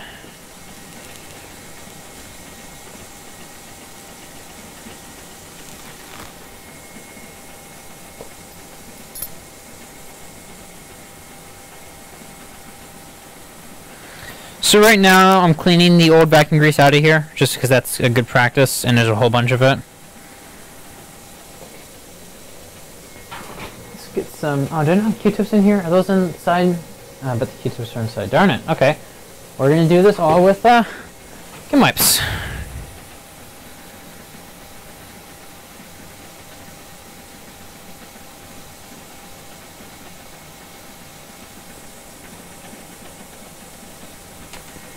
If we're going to use a plastic tool.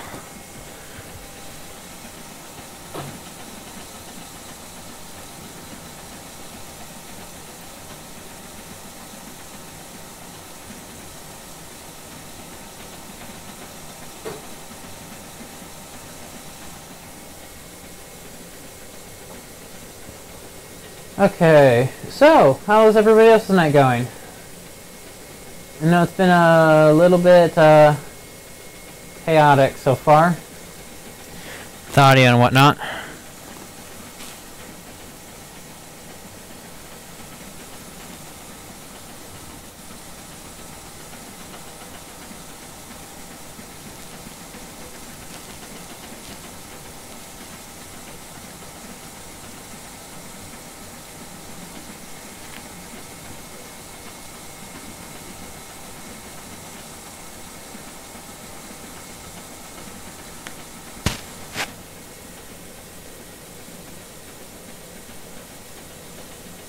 Oh,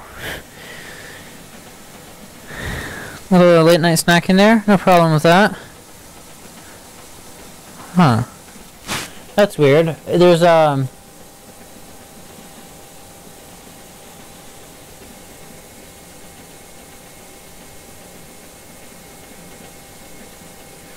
there's 4 screws on here. And I want to pull this off and see if there's an O-ring to check underneath there, make sure that's also not potentially a problem.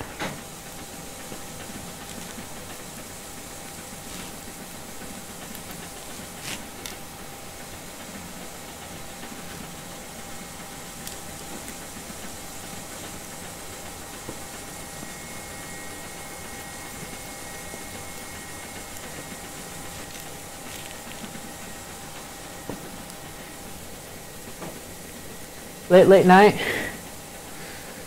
I'm guessing you're not in the same time zone as me then.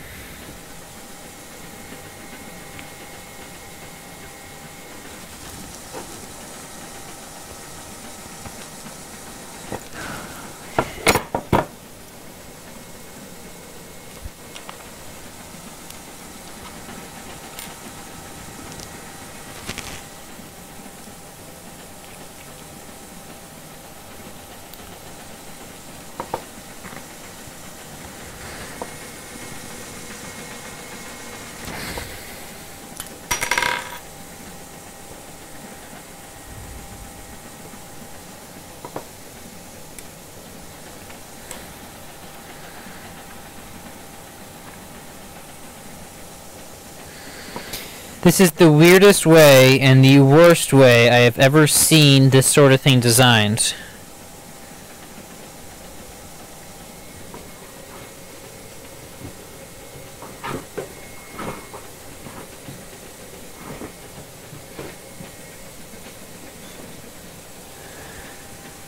Yeah, I'm on Pacific time, so Definitely not quite as live as you. Okay, so look at this. They basically just made a giant virtual leak. They put the way this is set up. There's a separate plate that makes the O-ring groove, and so this whole area underneath here is basically just a large virtual leak. Huh.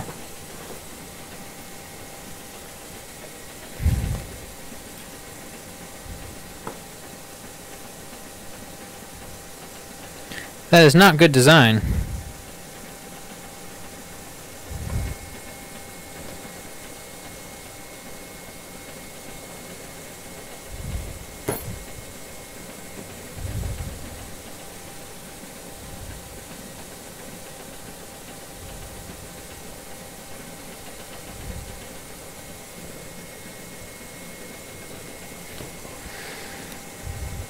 Okay, so we'll get this part cleaned up first.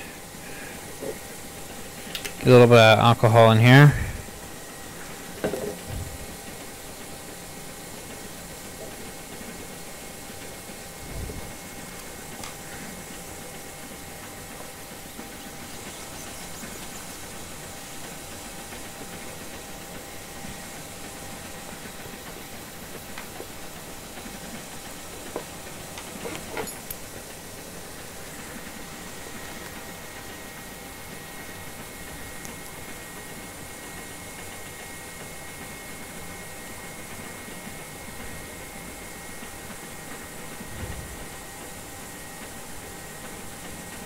And it's cleaning up okay. Yeah, no, I thought it would be solid too.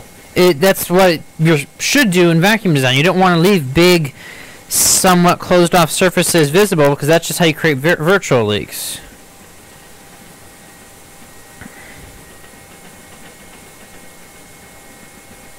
They use good vacuum grease though. The grease hasn't broken down, which is a good sign.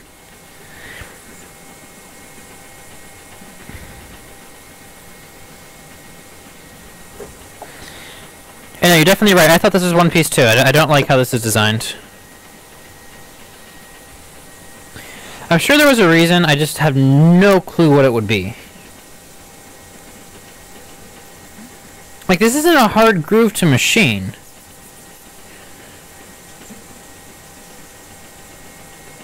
So I don't know why you would make this a two-piece part.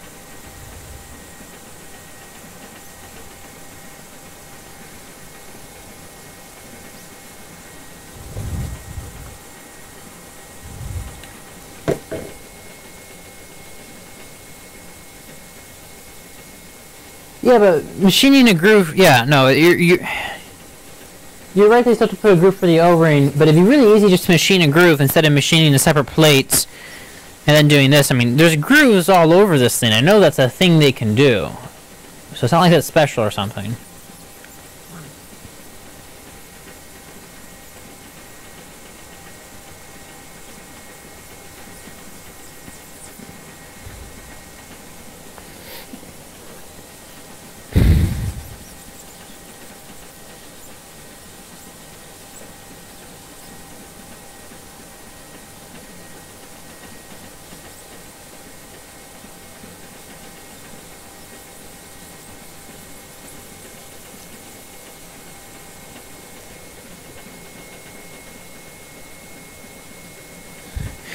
There must have been a reason for them to put the extra effort forth to do this. There has to be.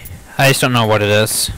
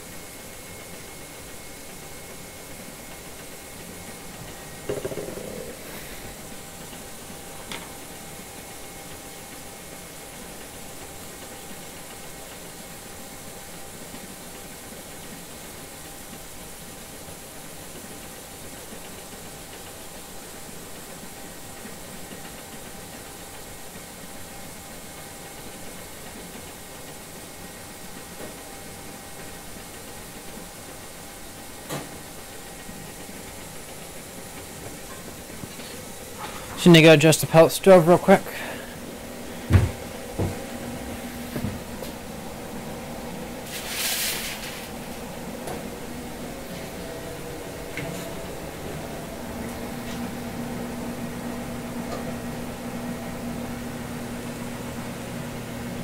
Let's see here.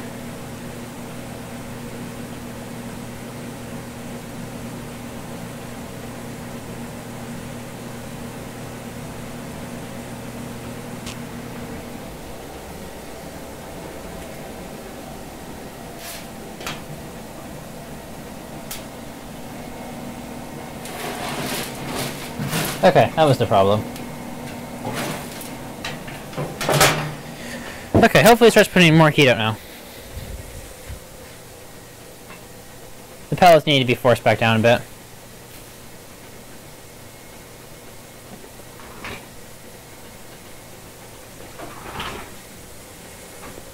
Okay, let's get back to vacuum cleaning. Where's my gloves? Where's my gloves?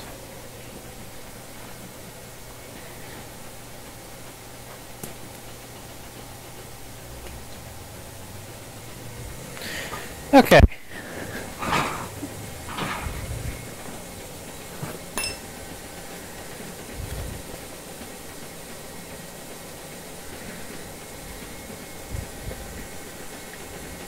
No, I'd say the engineers did a really good job with this entire SEM. I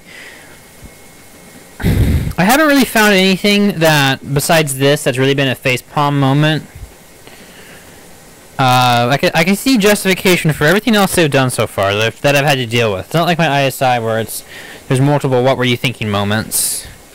Because everything in here is necessary. They used off-the-shelf hardware when they should. They designed it when they couldn't. Overall, they did a good job.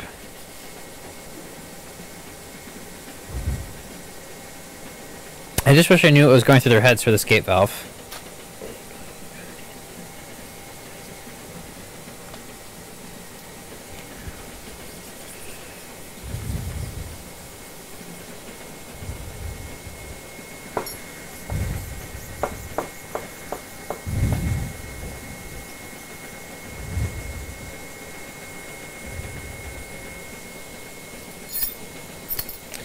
Okay, so those two parts are drying off. Move on to the next area we have to clean, which is the face that this goes to. The inside in here. Let's see here. That's going to take the flashlight, which is currently right there. It's pretty clean as is, but I'm gonna go ahead and just wipe her down. To do that, I'm going to use something, probably a pair of pliers. Yeah, use some pliers. See if I can move the webcam without jostling the cord and unplugging it. There we go.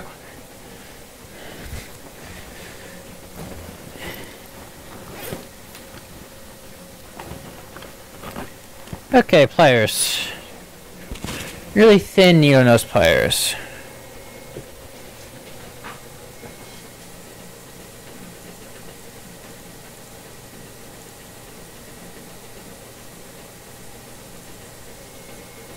Audio? What's wrong with audio?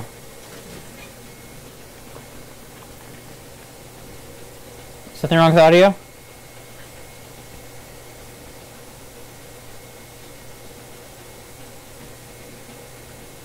Yeah, still right channel, that's for sure.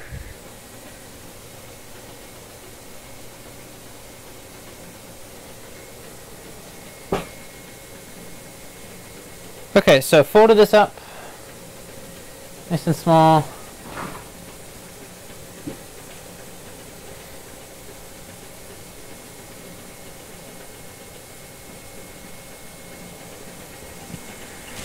We'll go ahead and force that back there.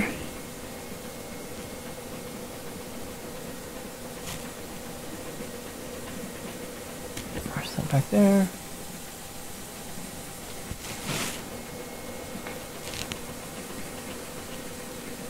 Sit down there and up there. You know, here's how we'll clean this. And take it apart more.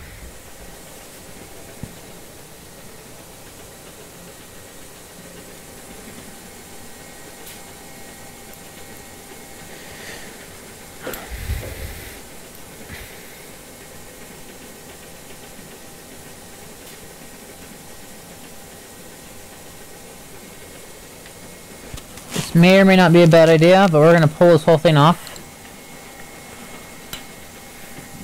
Somebody remind me when I put it back on to make sure the registration point is in the right spot.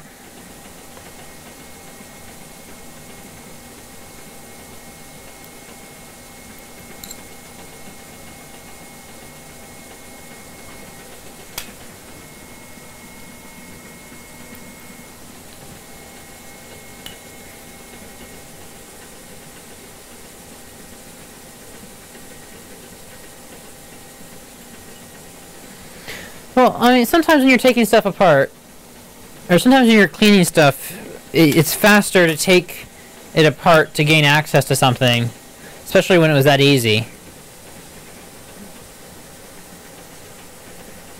than it is to deal with this, or deal with the struggle of working in a really, really confined access situation like I was. I mean, now look how open this is. I'm able to really work in there.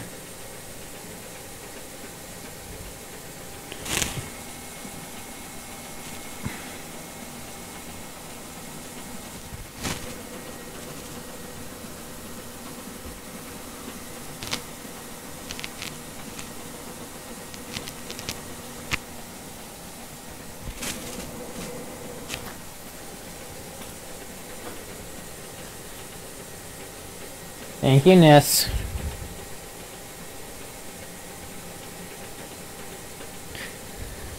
It's visually keyed, not physically keyed. So, yay.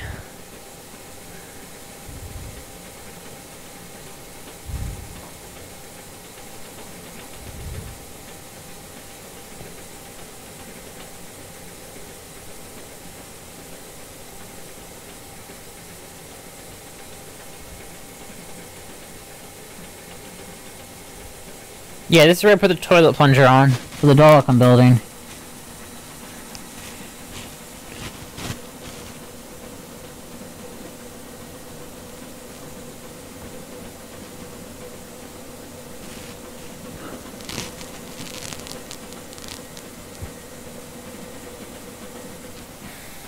Oh, it's coming out dirty.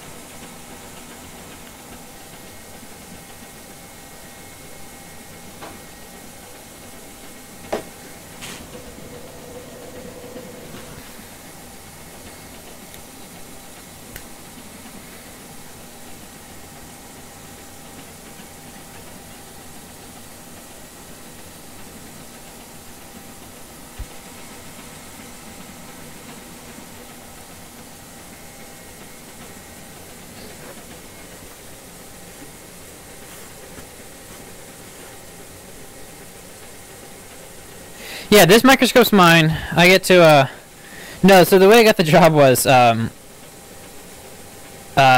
found this microscope on the list server, waited a while till they were going to scrap it, and then got it from them for free, and then, on the second day I was going up to the email beforehand, hey, could you take a look at this other instrument we have? And then, so while I was there, I started taking a look at that, realized it was a pretty in-depth problem, but and they realized this too. I'm way cheaper than the service engineers, so... yeah. And so I've been doing a full a rebuild on that thing's high voltage power supply and right now just the high voltage power supply's driver.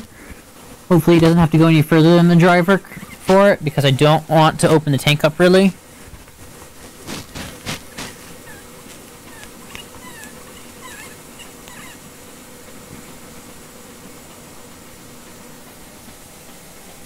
It's just surprisingly dirty.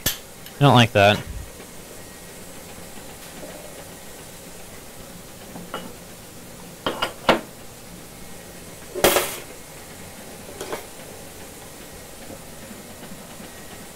No way it's all dirt on the stage.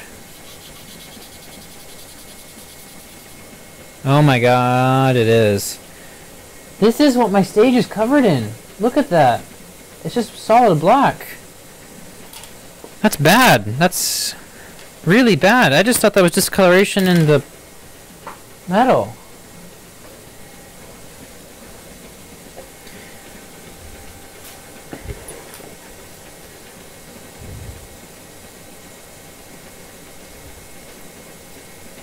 This whole thing needs to be clean, jeez.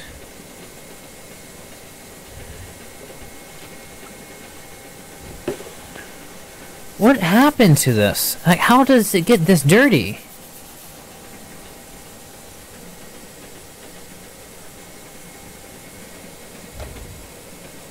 I don't know what you could have what could have possibly happened to this thing to make it this dirty. This is ridiculous. Like, it's getting all over my gloves. Look at this.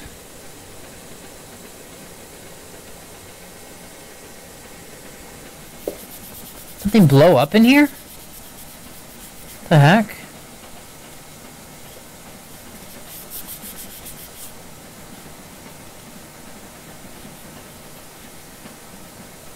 Like, look at... This is high vacuum. This should... No, this is not what high vacuum should look like.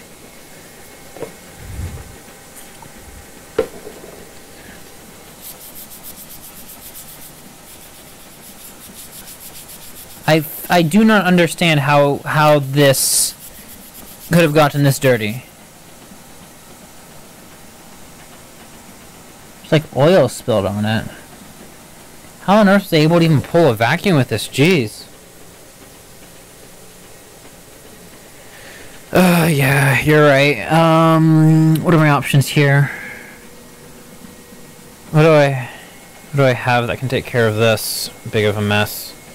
First off, let's get the manual out of the way so don't get it too dirty.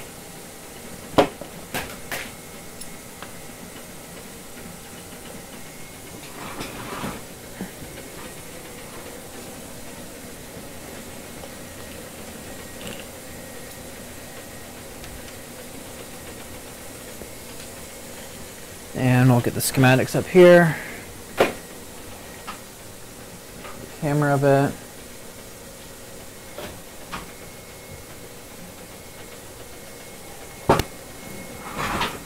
Yeah, okay, I don't know, like, what could have... You know what? We're gonna service the stage. That's what we're gonna do.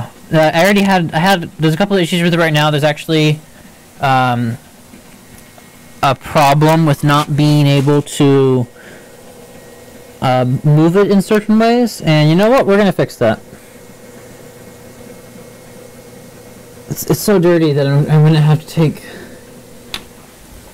I really just want to take the whole piece off. And like put it under the sink and scrub it, but there's so much on it I'd have to dissect a lot to get there. I don't even know where this piece starts or ends or what.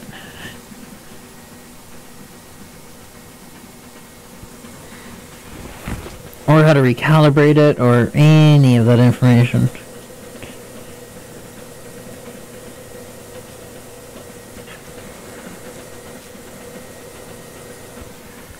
Okay, so the big question is the gear part of this?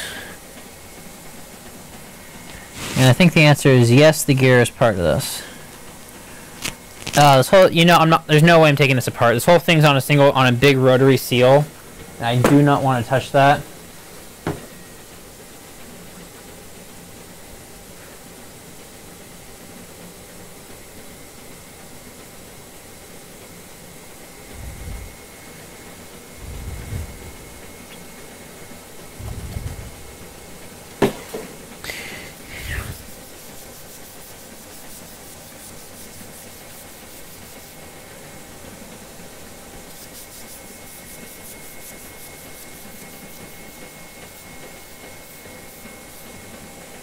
This must have been something intentional. I have no clue what this could be.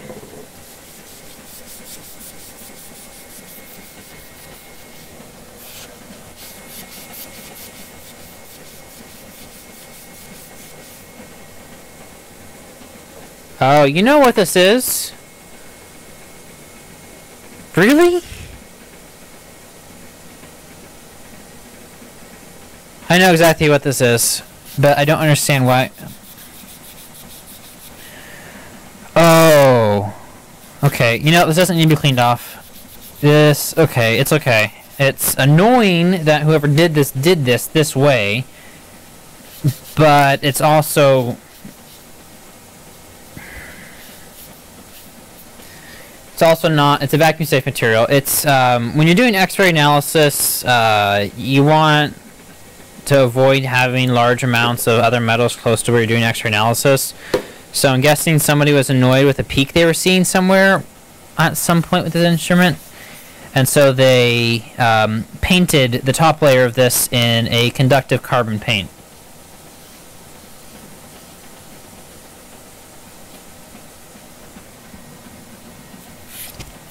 This has got to be that. Let's see if this is... I don't know if it'd be conductive still in such small quantities on the paper towel, but we're gonna find out.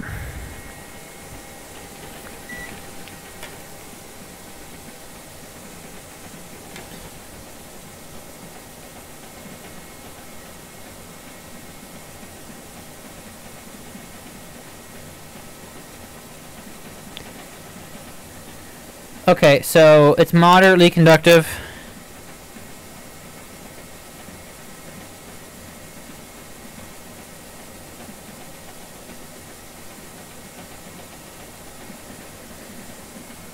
It's about right for the carbon paint, and I don't know who would have done this. There's these pieces of carbon you can buy that just cover this whole thing, and they're cheap too.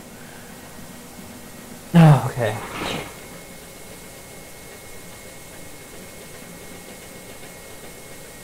I mean, the conductive carbon paint's good. Is a vacuum. You can get vacuum carbon paint. You use it quite frequently, actually, in these things for sample preparation.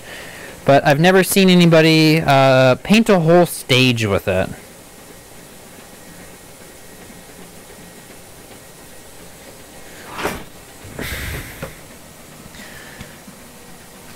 So I guess I don't really have to continue cleaning, but I guess I'll take a look at my motion issue.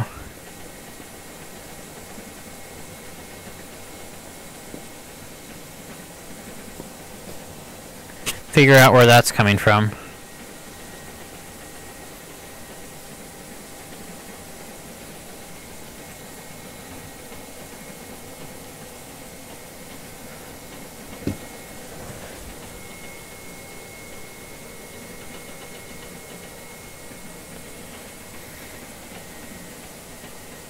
So one of the types of analysis you do in a SEM like this is X-ray spectroscopy, and you'll get a lot of stray X-ray returns off of certain components of the microscope sometimes.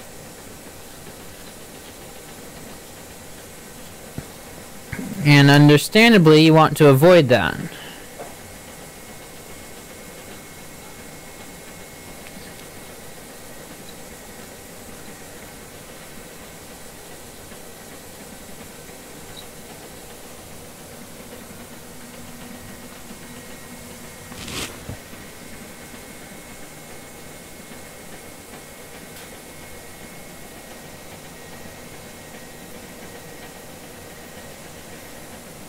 So what the other problem is with the stage is that on my x-axis, it's this knob says it's in a different spot than it is and won't let me go all the way over to the right, which is annoying. In fact, not only will it not let me go all the way over to the right, it won't even let me go past midpoint, which means I can never really get a sample centered underneath this thing.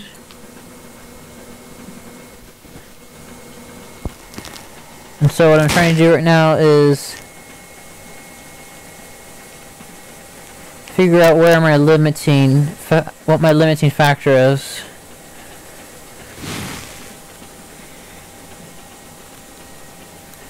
And then figure out how to recalibrate it.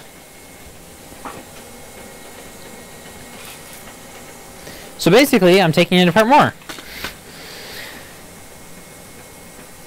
Because I've already got so much off of it that it's not gonna hurt me to go any further.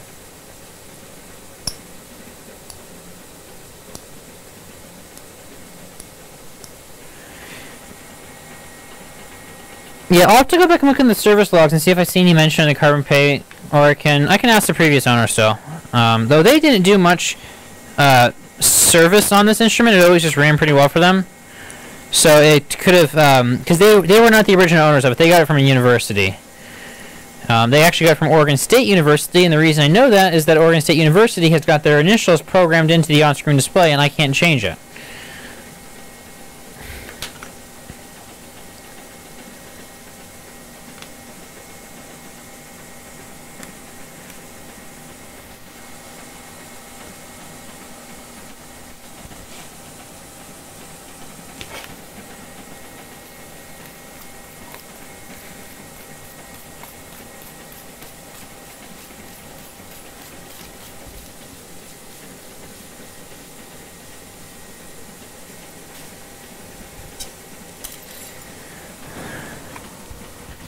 All of the video is fully analog, except for I don't know exactly how they did the OSD or the on-screen display. Oh, that's interesting.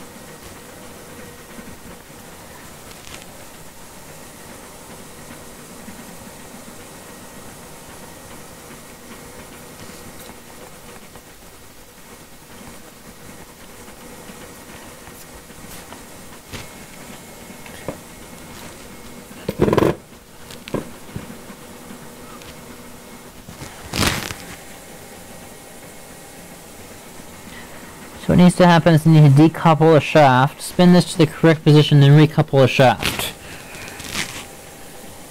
If you ask me how I'm going to do that, I'm not going to be able to tell you. Don't forget the registry. I won't, though I don't think I'm going to get to the point where I'm reinstalling that tonight, seeing how far I've gotten everything else taken apart.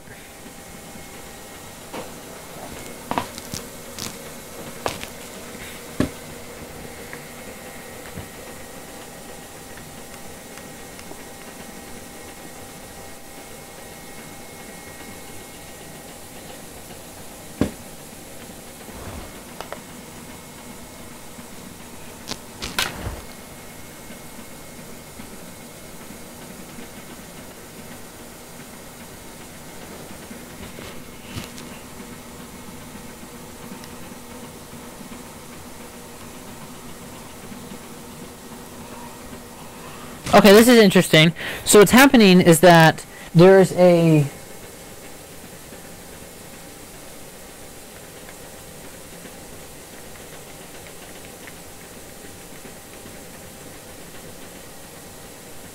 Okay, so what's going on is that, this is kind of cool here. I'm going to move the camera down so you can see this, because this is actually a really clever mechanism. Okay, let me adjust focus and give it a little bit more gain.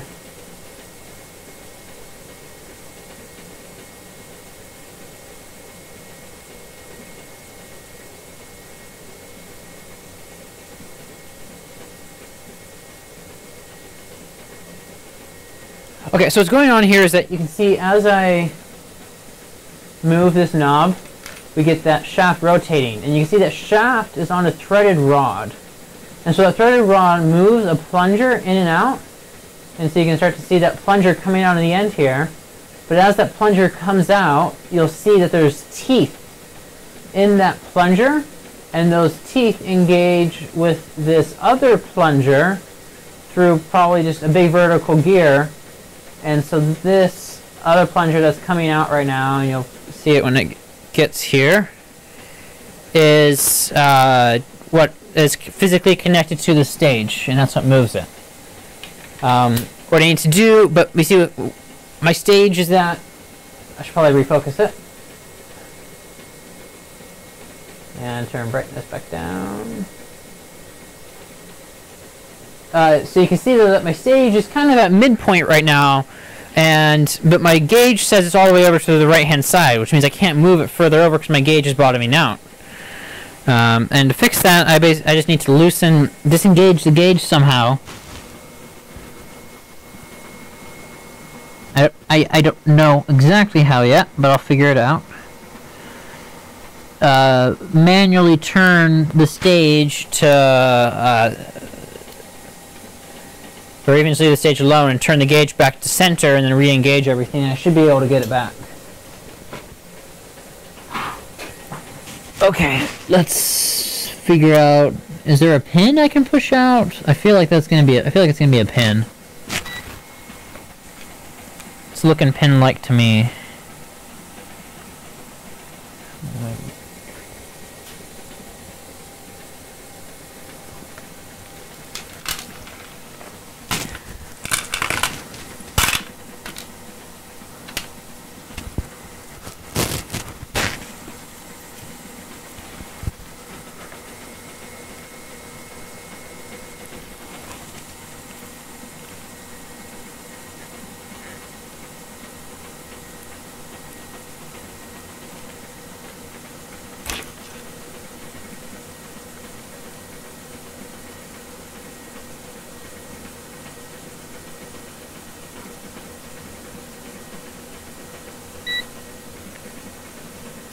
Okay, so the pin ain't coming out. Need to find a new spot to do this. Where else can I disengage this thing?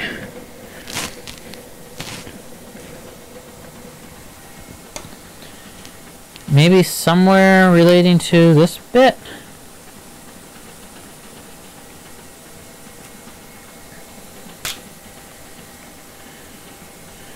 Okay, we'll try taking the dial off.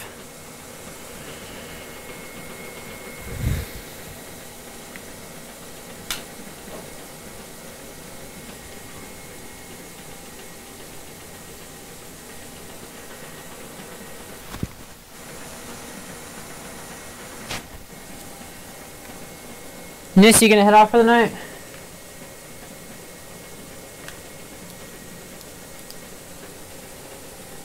Good night.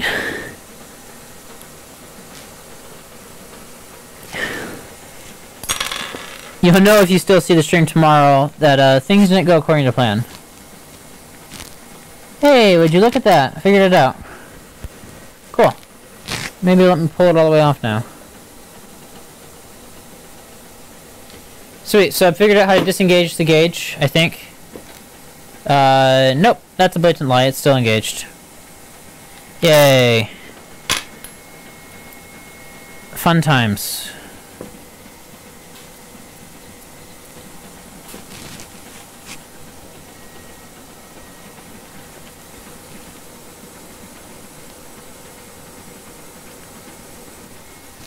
How is this? I don't even see how this thing's screwed on, honestly.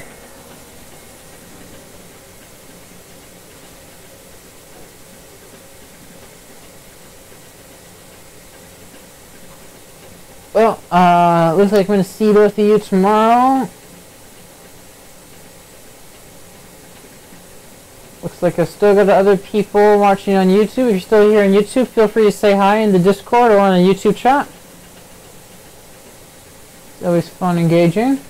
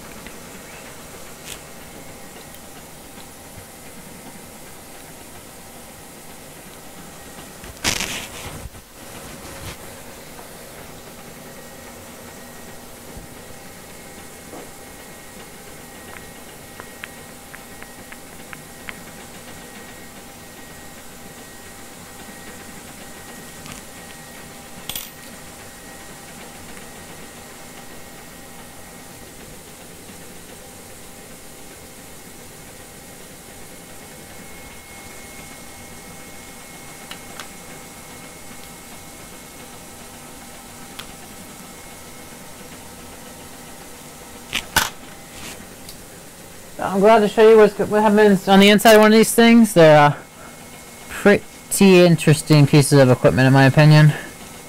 But I'm also biased, so.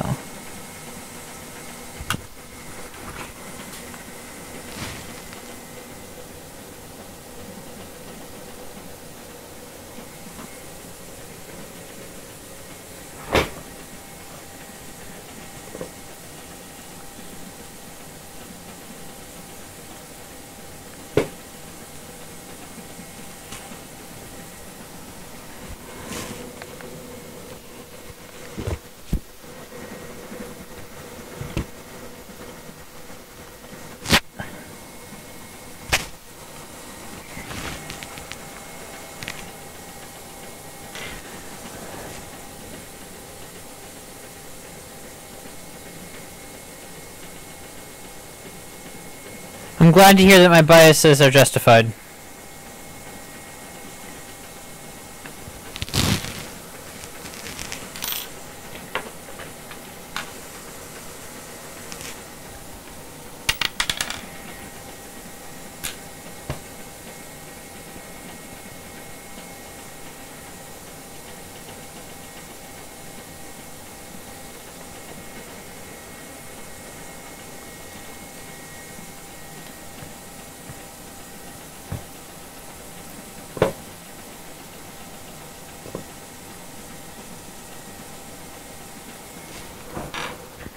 So I don't even know why this gear is visible.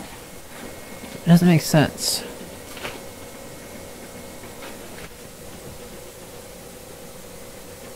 Phil, are you staying around?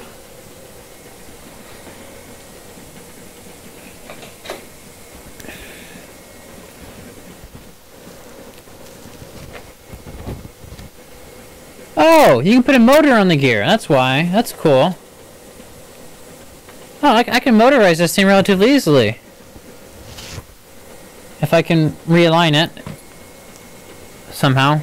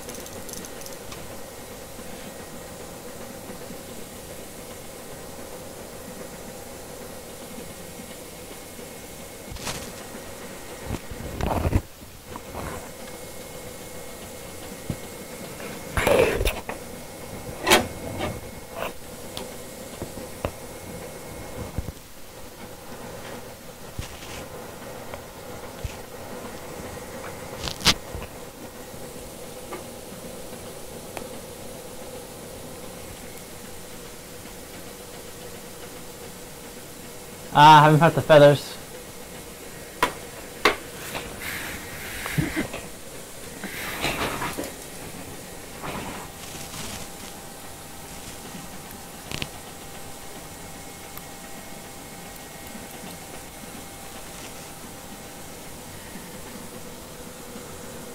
Normally this is about the point where I would try and start up a voice chat, but I don't know if that's going to work out very well with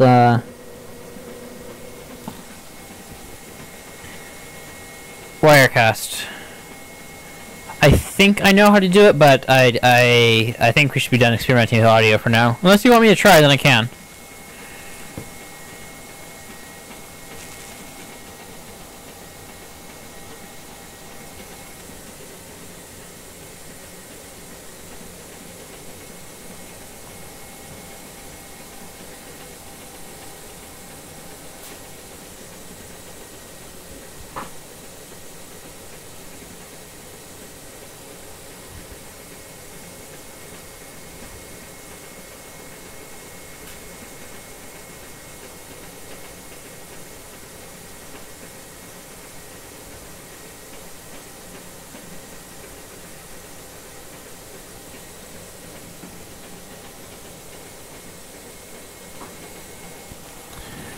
Okay, I'll leave it for now then.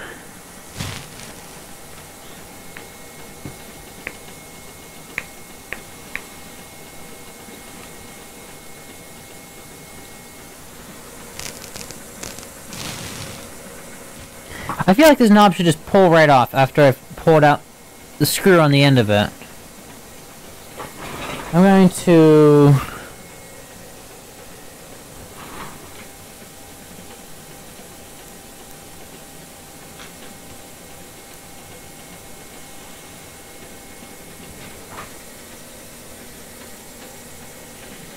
Huh.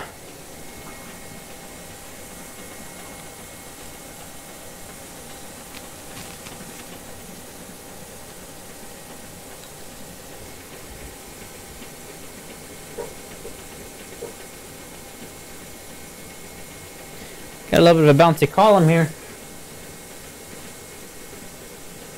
What's the wire loop attached to the stage? That's the grounding wire.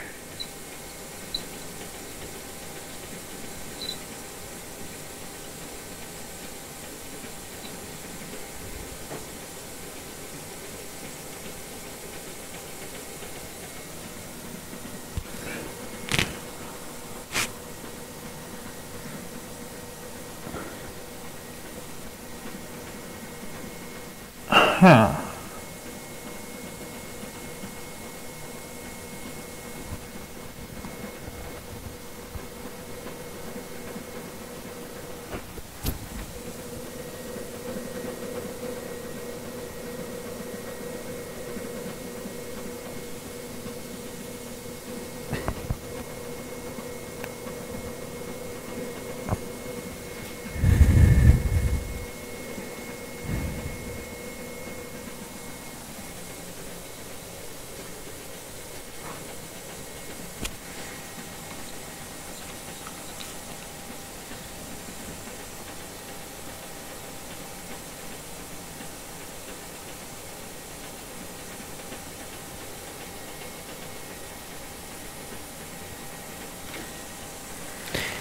I still have no clue how to take this knob off.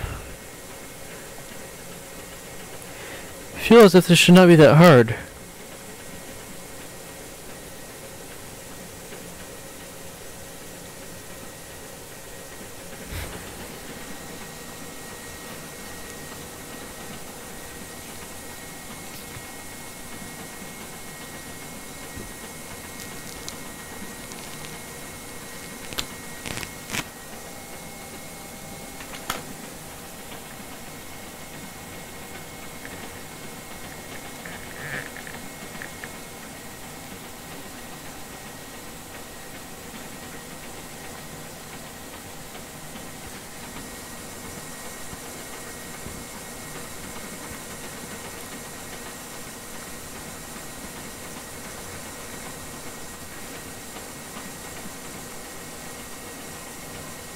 Huh.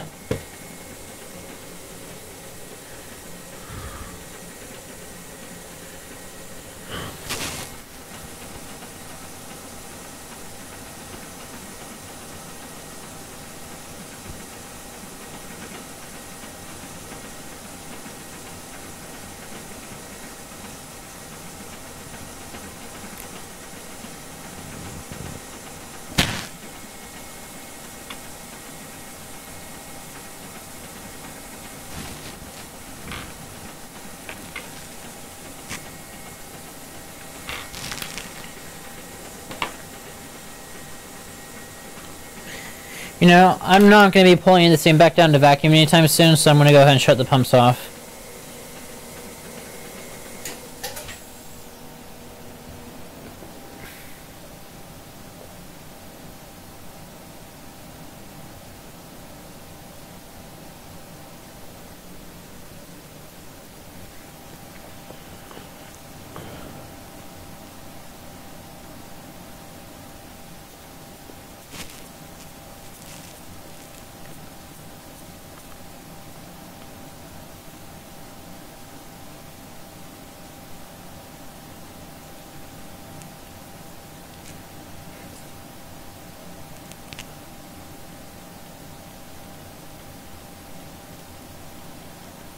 There's gotta be something I'm missing on this.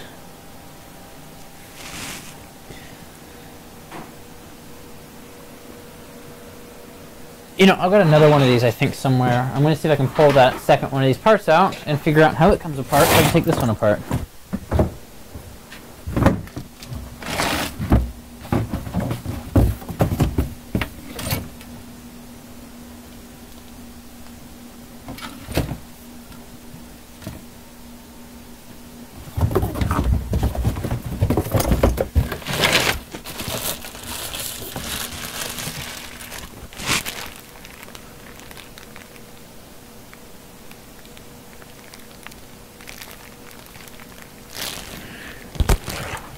Okay, here we go. Got a spare one of these.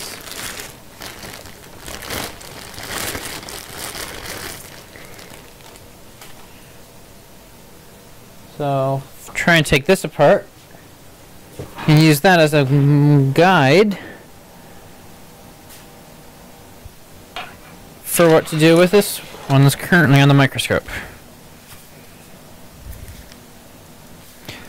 Oh, this one's seized right up.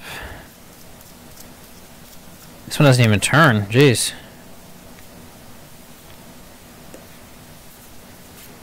Maybe that's why it was taken off.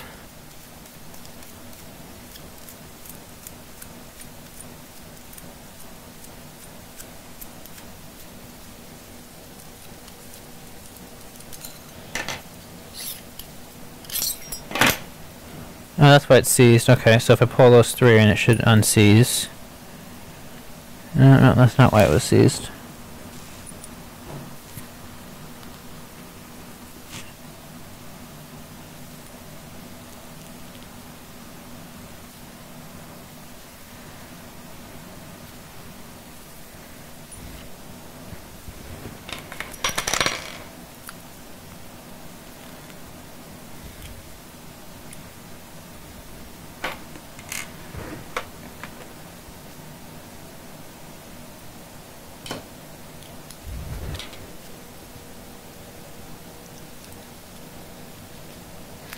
So what are you doing with the ESP32 feather fill?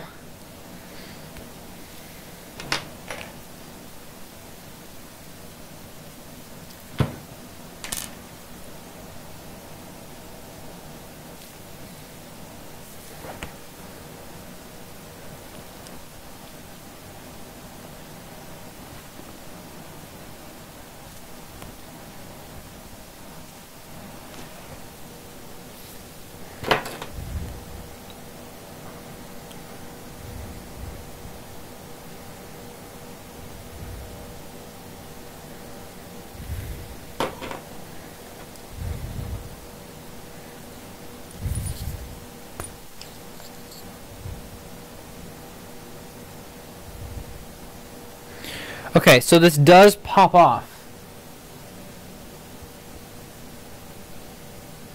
Okay. Oh,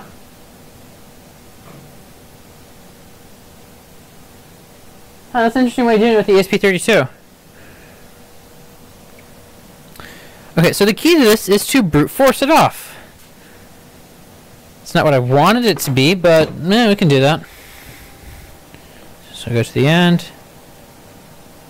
And just start pulling, I guess. Yeah, we'll pull so we avoid damaging anything else. Oh, it's a sharp edge too, yay. Oh, god damn it. Okay. This is gonna suck a lot. But yeah, you just pull. That's not great. Come on, why did it have to be this? There. Got it. Okay, cool.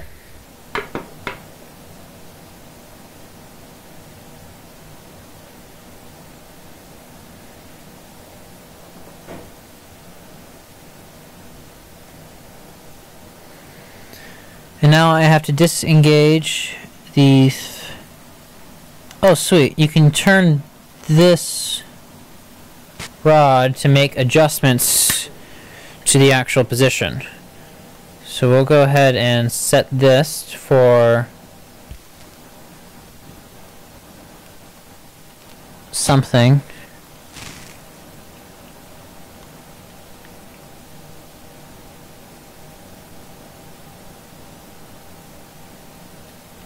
Feed this in.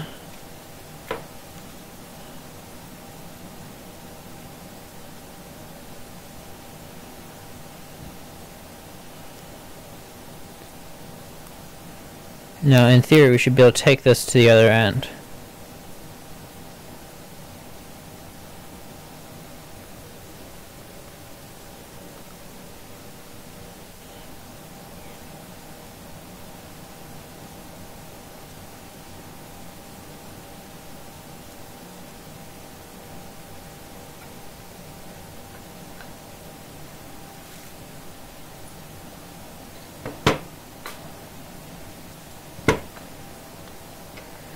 Go ahead and temporarily screw this back on. Oh, that's a different, let's see, different one. I want this one.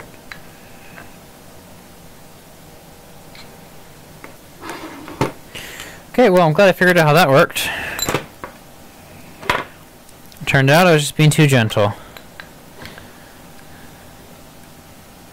I am really glad, though, that I can adjust all of this from the outside and I don't have to mess around on the inside of the stage with this, because that would not be fun.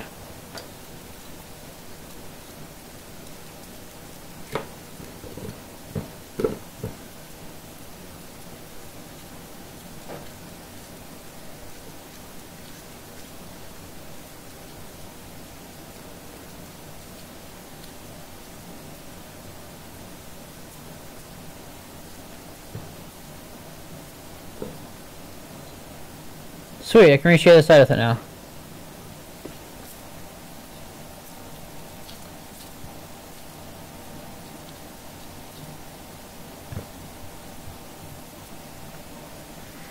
Okay, so whatever point this is going to be 15 millimeters.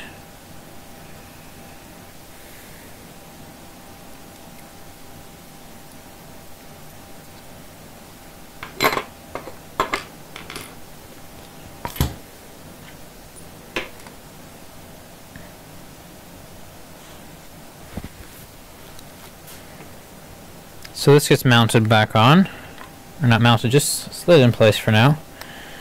And we do a fit check with this. Okay, we need to back out a bit more.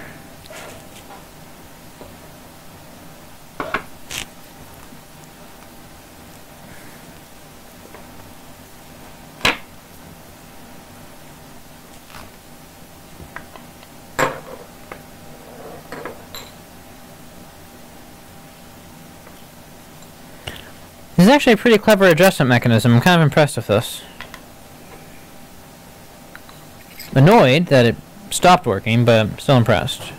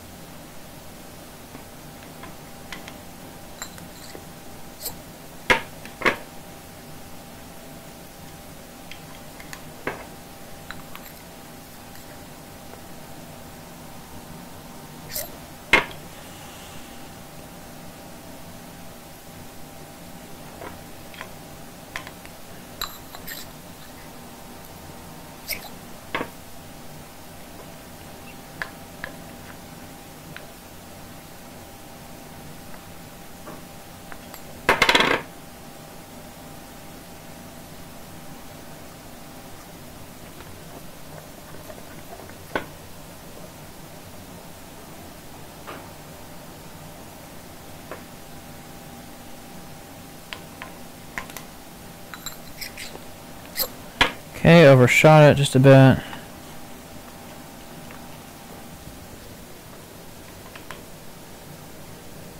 Anybody has any questions about what's going on right now or just joined in, feel free to ask. I'm working on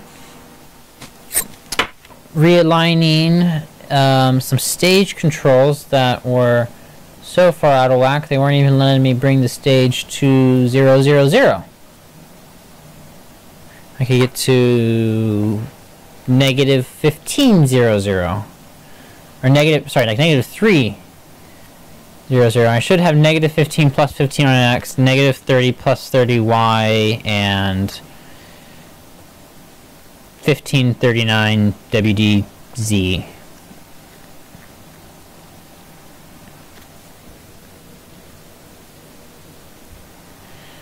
Okay, so that should be the extent to where I need to go, so we'll see if I got that fit right now.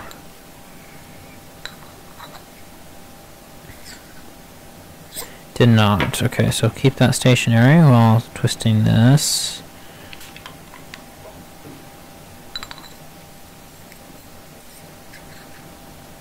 Still not there.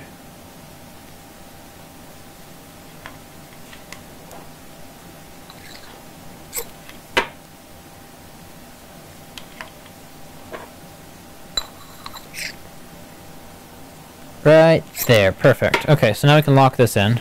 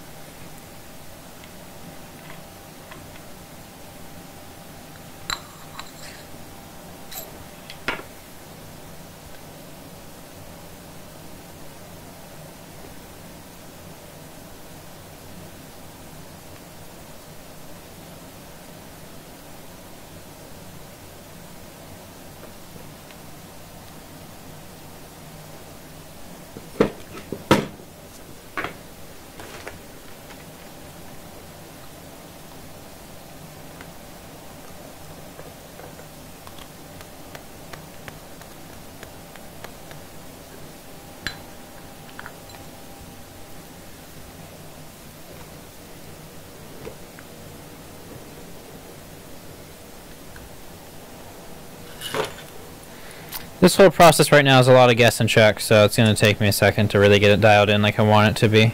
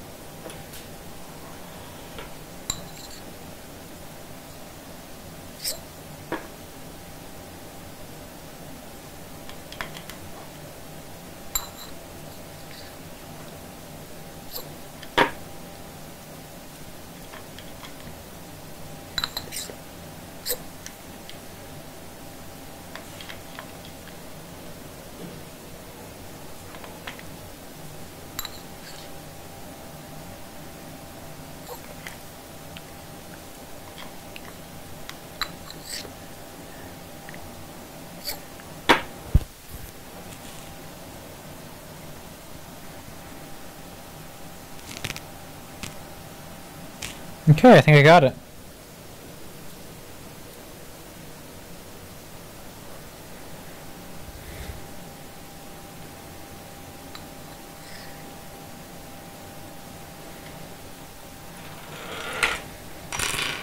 Still kind of amazed the solution to get this thing back on was force it harder. It's usually not what I like to do.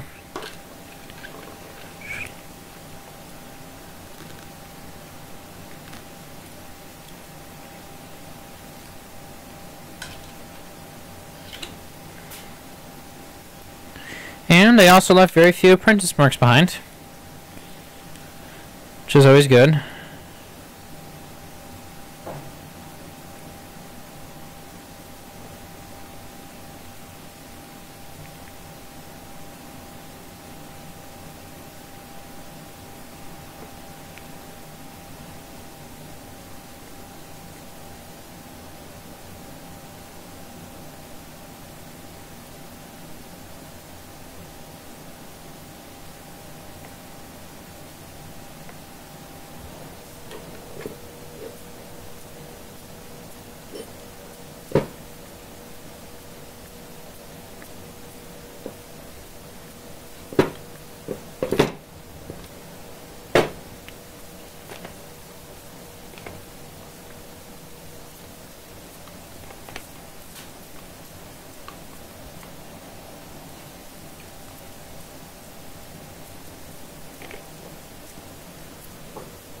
So right now I'm just moving this all the way over to the left-hand side to make sure I can still reach the other end of the range that I need to.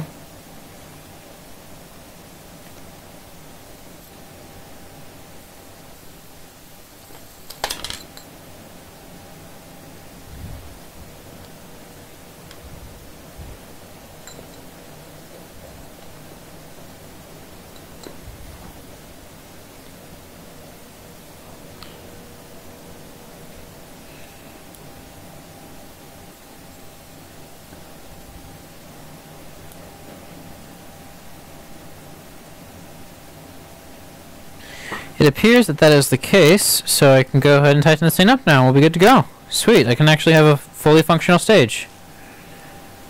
Looking forward to it. Haven't had that in a long time. And I also know now that I can motorize this thing and put a servo-driven stage on here, which would be really, really awesome.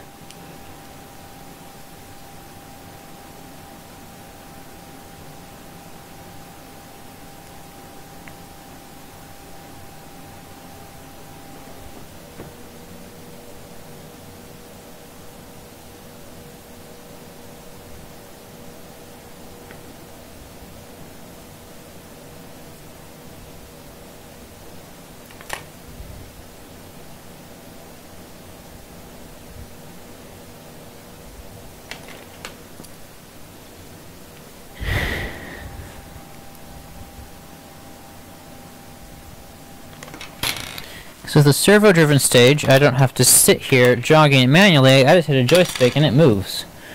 And if I want to do like any automatic surveys of things or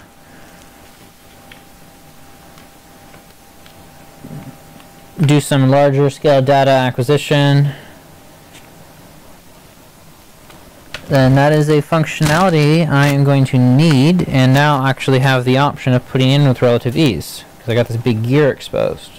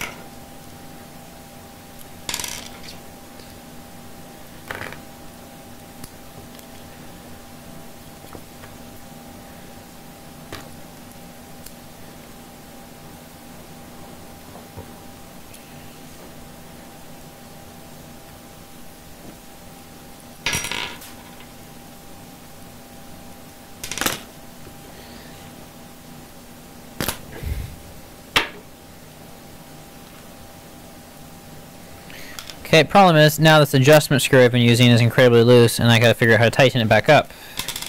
Otherwise, it's just gonna come out of adjustment again. And I don't know how to do that yet.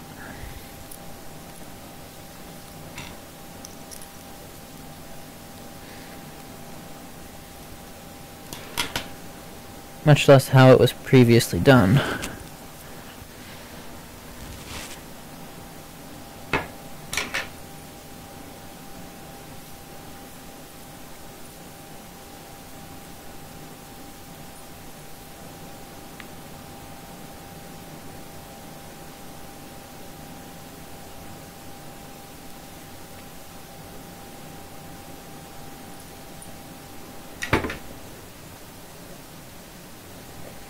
Any luck on your ESP32?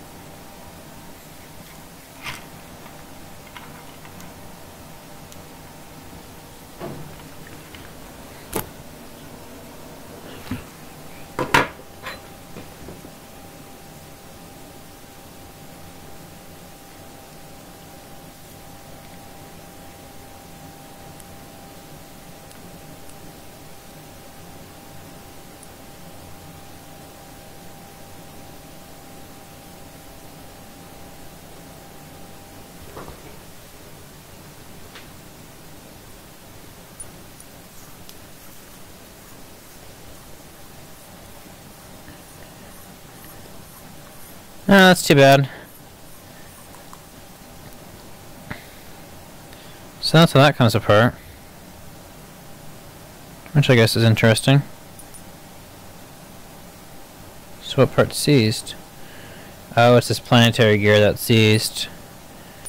No, I don't think I'm going to be digging into that tonight. And I don't need to.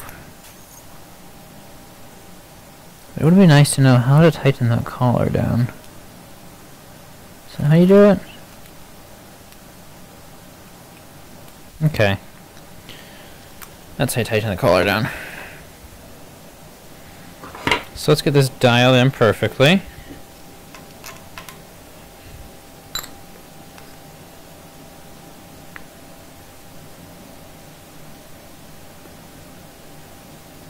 That's perfect as I'm gonna get. Now, I wish I could lock that, but I really can't. I need to get a tool of a specific size that I can get into this hole and crank with. Cool, that'll work.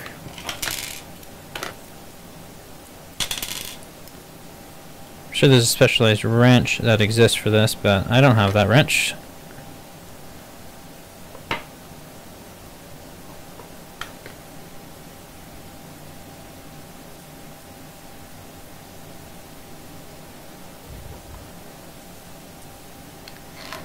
Gosh, how do they line these things at the factory? This is a pain. They must have had some special jig.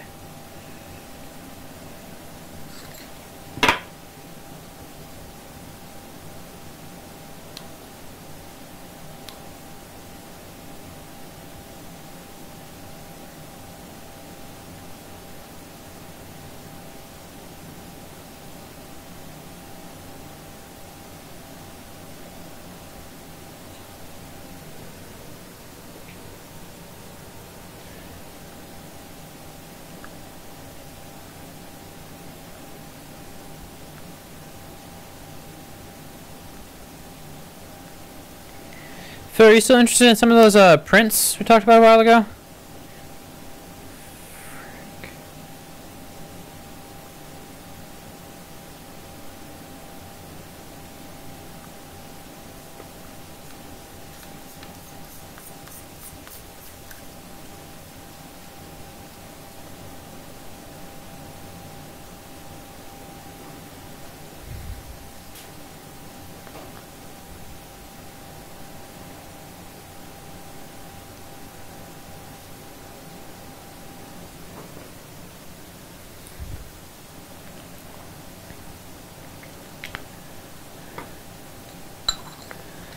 I can see you're so excited about this.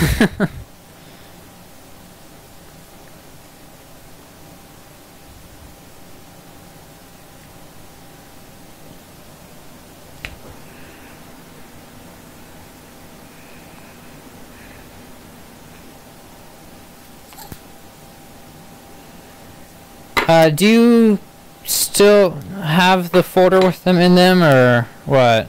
Do you want to? Should I send them to you again, or how do you want to do this?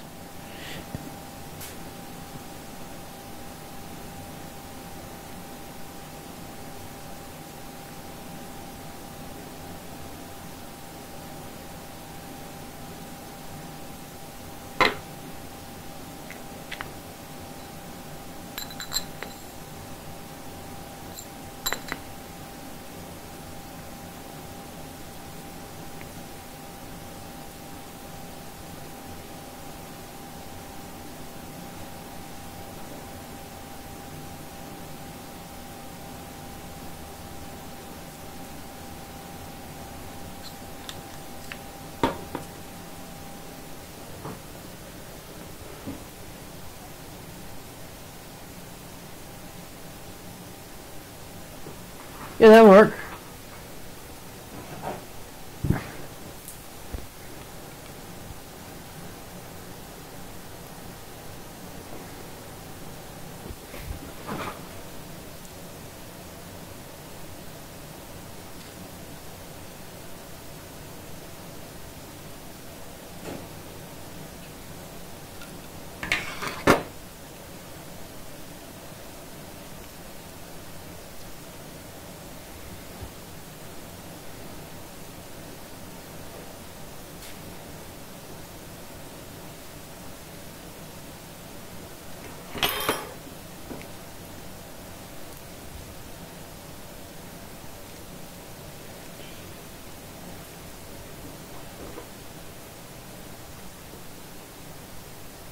If you give me a second, I will send you a link to a Google Drive folder.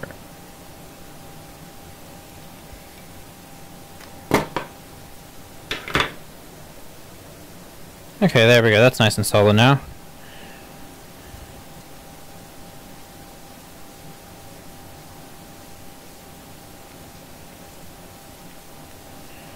Oh, this is going to be fun. That's a blatant line. It's gonna suck. Wait, no, because that's... Oh, sweet, that's threading in. So I just have to set this to 0.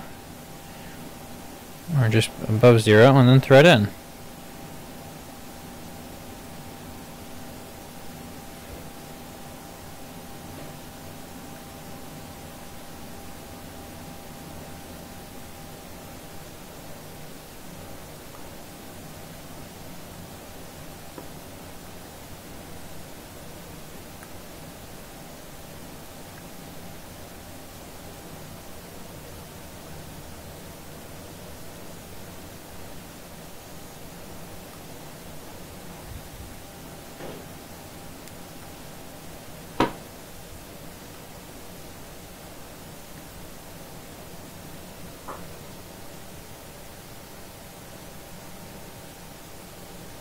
This is a shockingly difficult alignment procedure.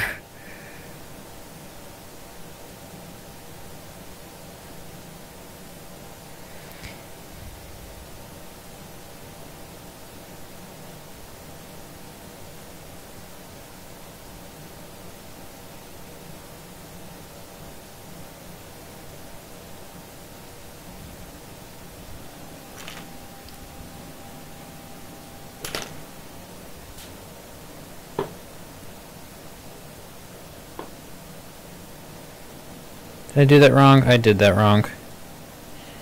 Yeah, I did that wrong.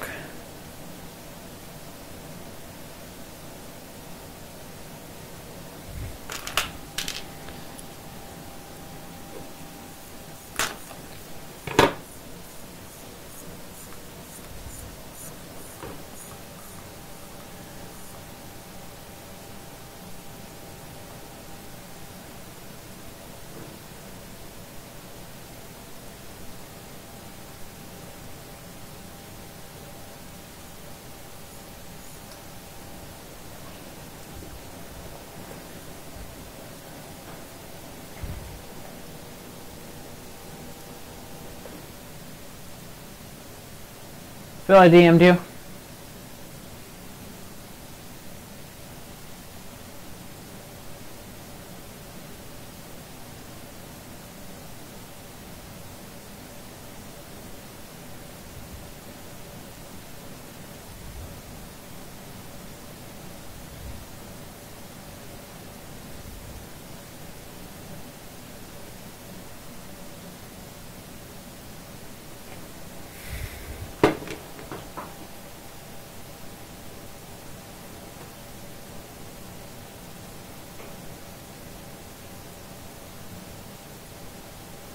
That's great.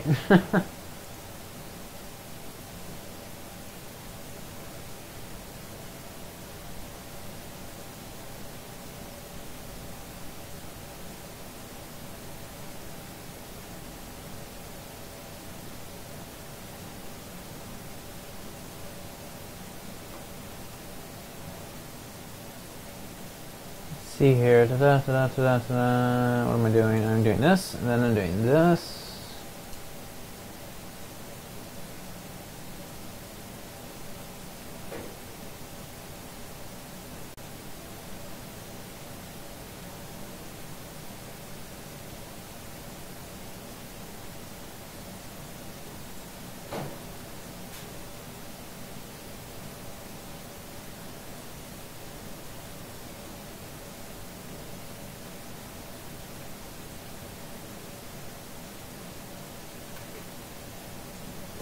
Phil, what I'm about to send you is a giant mess.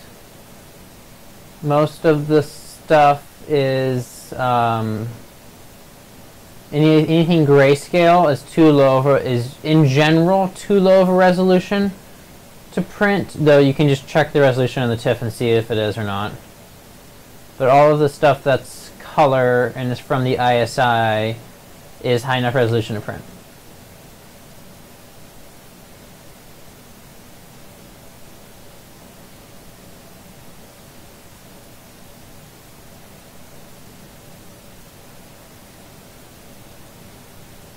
There you go.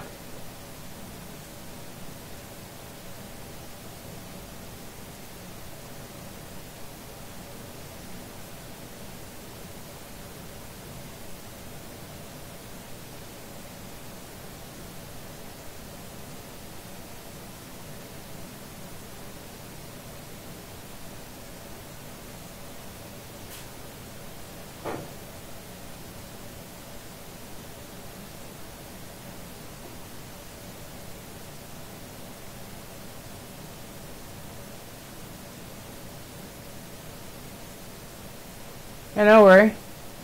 No worries.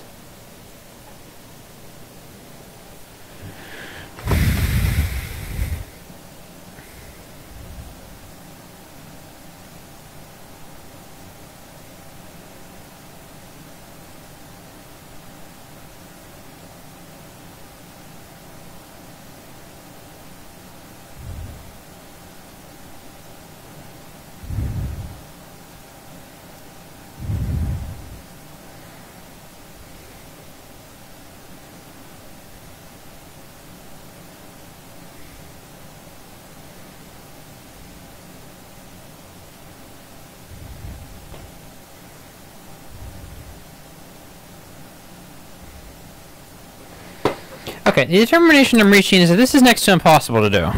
This is really shockingly hard to align.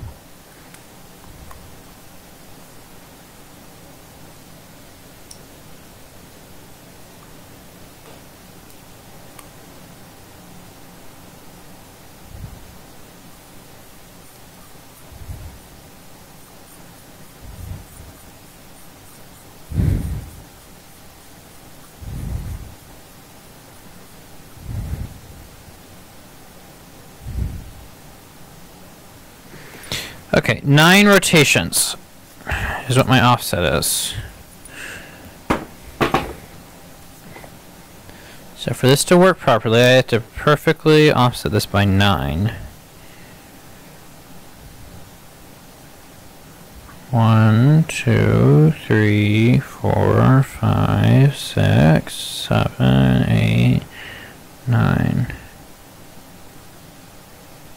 And a bit.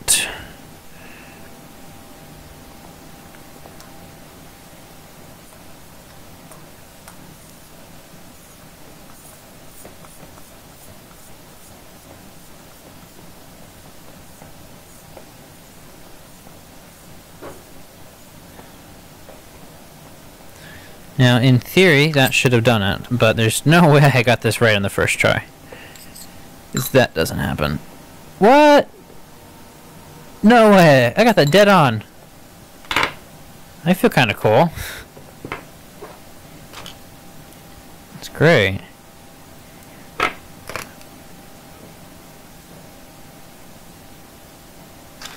I am really surprised I got that on the first try. I was expecting to have to do that 3 or 4 times, just keep guessing and checking.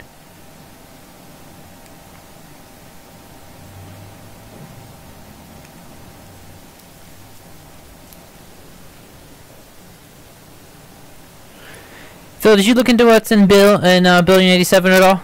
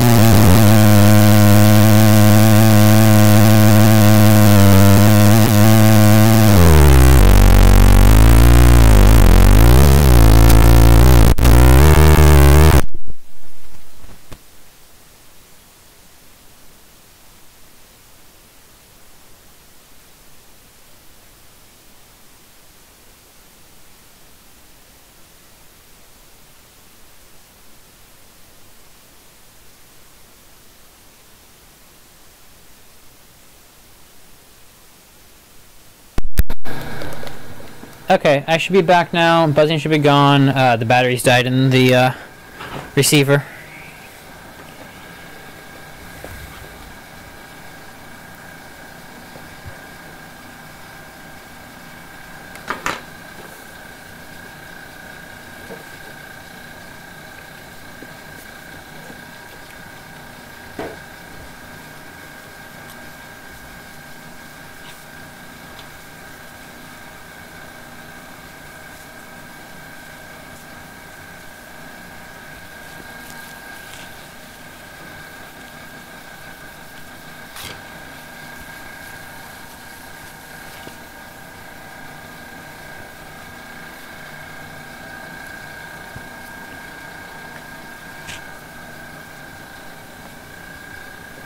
Sweet.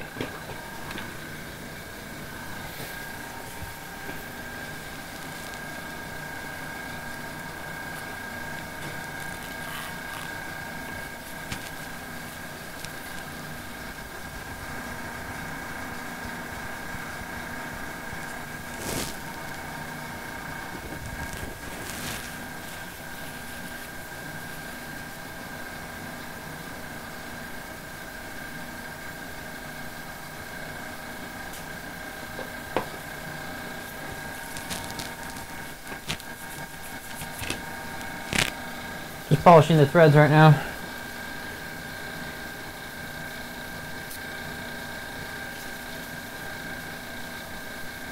The air compressor turned on just because there's a slow leak in the air system, so.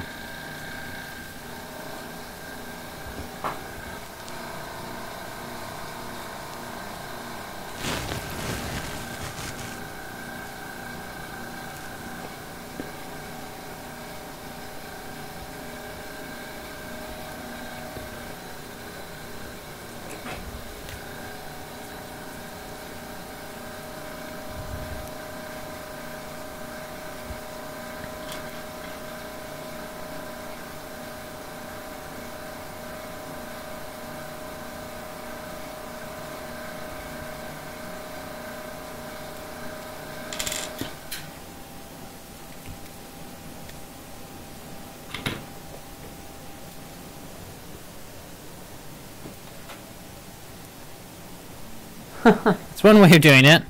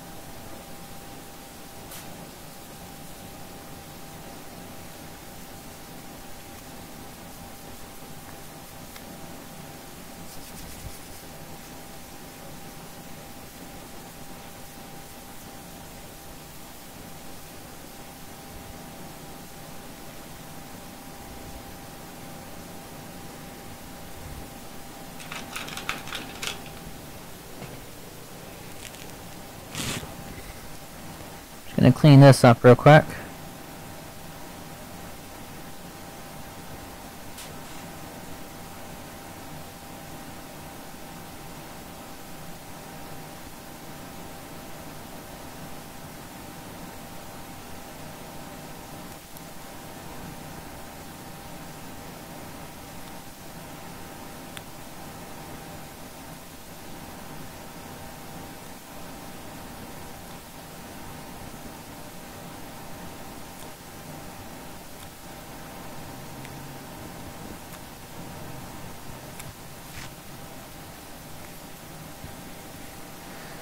Some nasty gunk in here.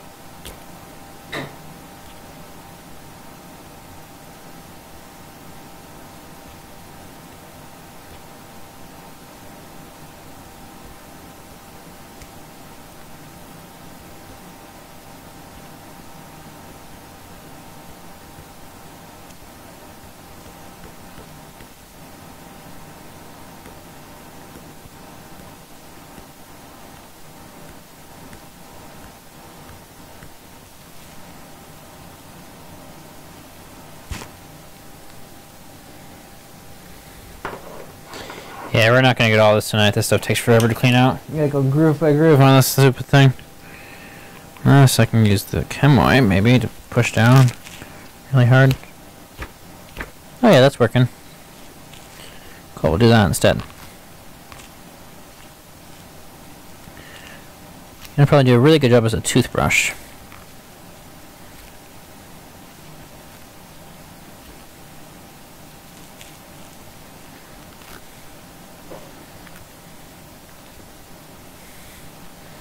Or excessive force, that's working too.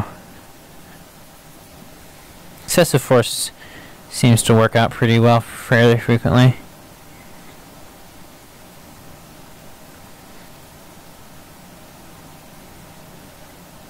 It's working better than the previous technique.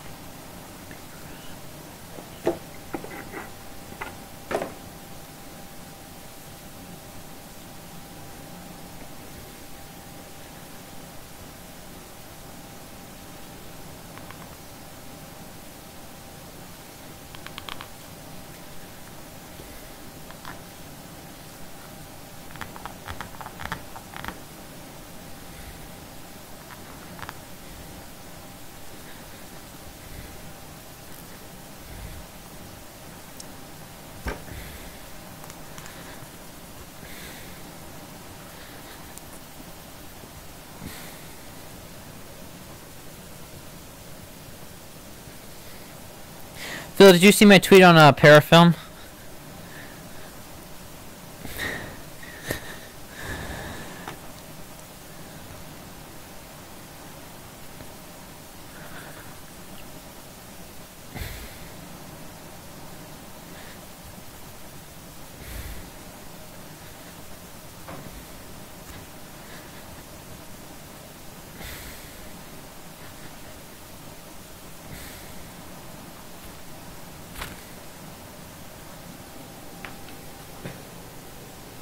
Did you see what it's done recently?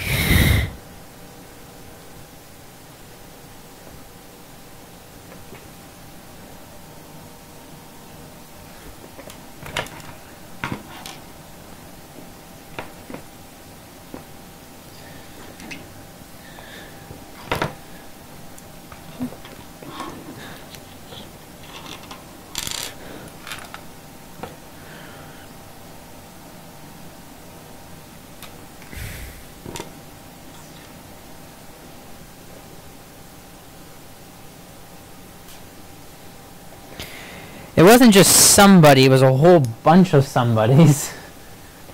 And you don't know what Parafilm is? Oh, come on. Gotta introduce you to this stuff.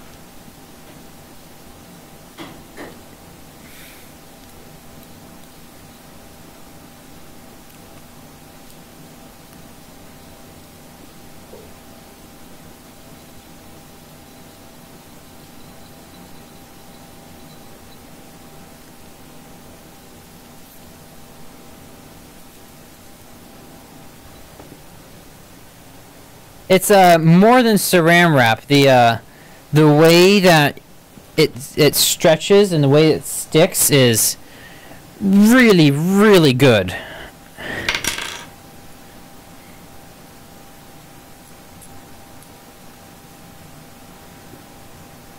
It feels it's really thick when it starts out. It feels like a thin sheet of wax.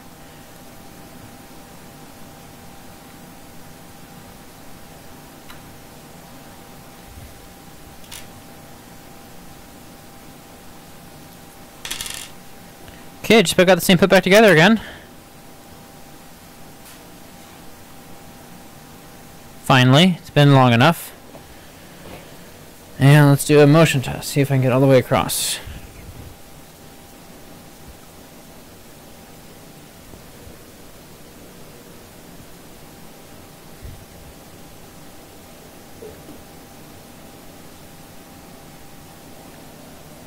Cool. It works.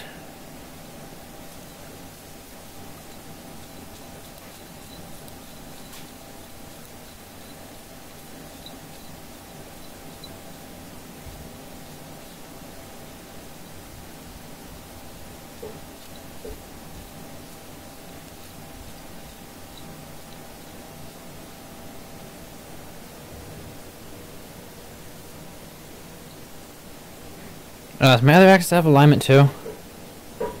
Okay, somebody took the stage apart and didn't properly realign it. That's what's had to have happened for everything to be this far out of whack.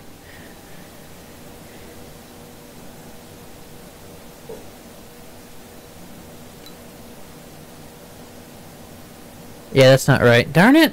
I gotta do the whole process over again. So I know how it works this time. Brute force is the answer.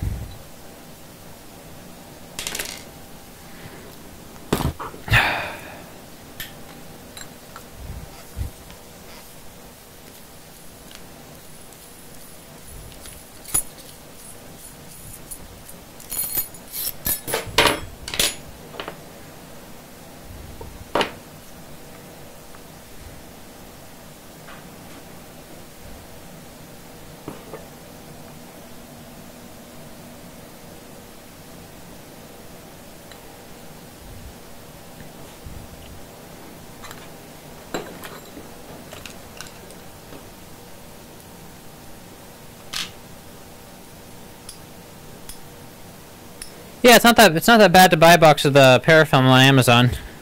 It's pretty useful stuff.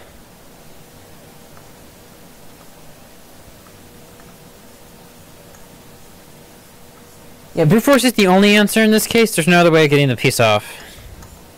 It's pulling away from everything. It's just pulling straight out though, so you're really unlikely to damage anything super important, which is good.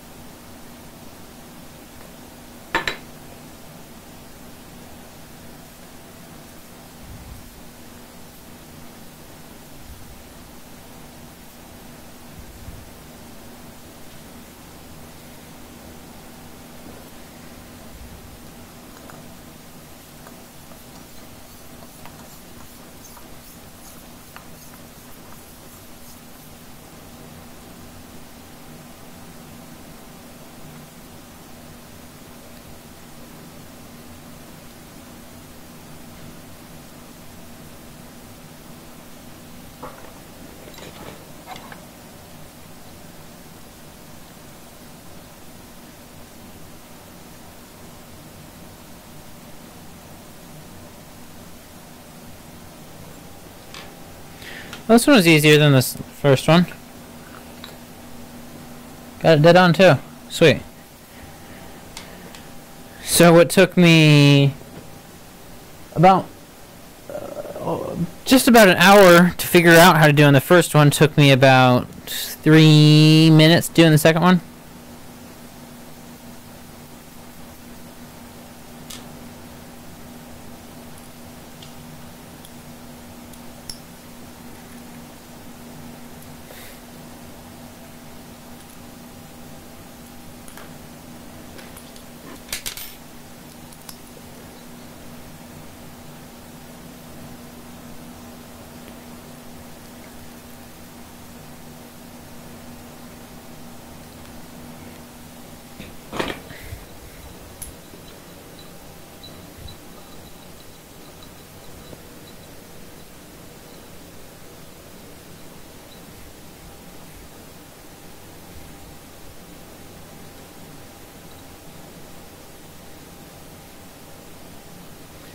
So if you want to learn more about parafilm, if you go back to that original video or original tweet, the person who I added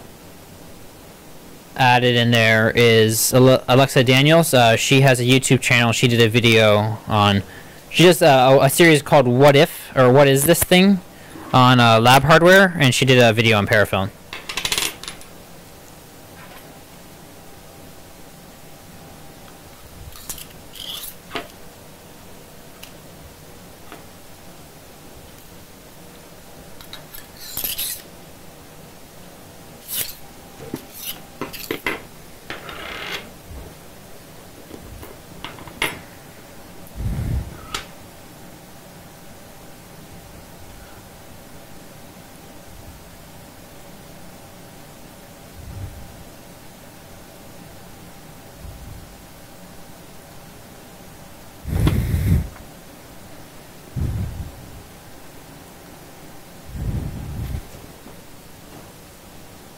Alexa Daniels, yeah. You'll see here, if you just go back to my timeline, it's a recent tweet.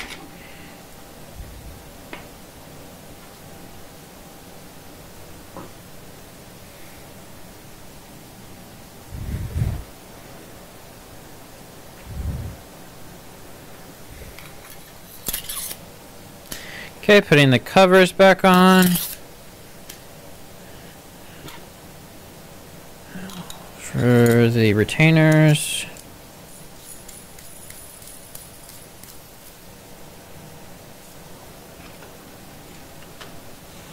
I think it's Alexa Daniels. Hope I got that right.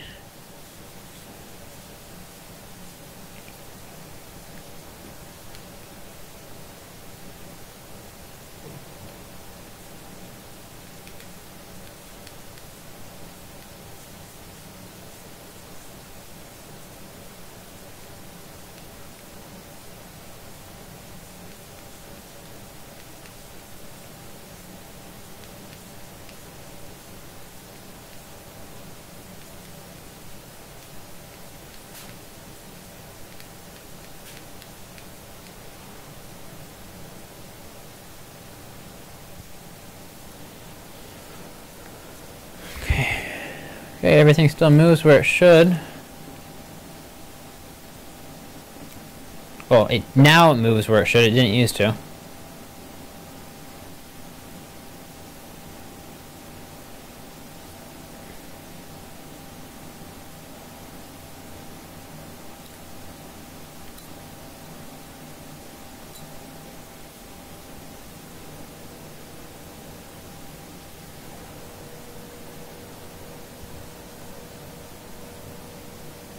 Sweet, I have a functional stage now. Let's make sure tilt still works.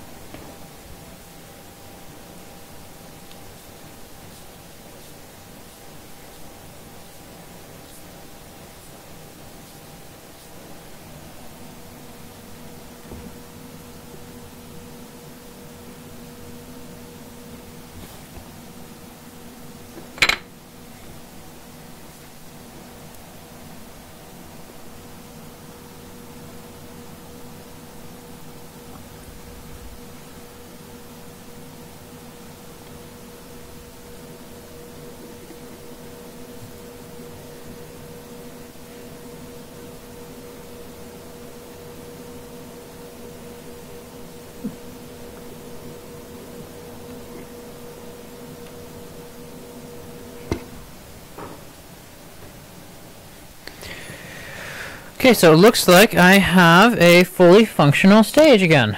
Yay. I haven't had that for a while. Or ever, actually, with this microscope. I think I'm going to leave the rest of reassembly for tomorrow, seeing as it's 1:50 in the morning. Feel get back to me whenever you want on that email. Or prints. If anybody else who's made it this far also wants prints of any images I've taken, let me know. In the comments, I don't get notified when I get comments on this channel, so I gotta fix that. So I'll see them eventually, but I'll guarantee it'll be the fastest response. Or find me in the Adafruit Discord server. I'm always there. Definitely always there. Yeah, that's probably the best way to get in contact with me is the Adafruit Discord server.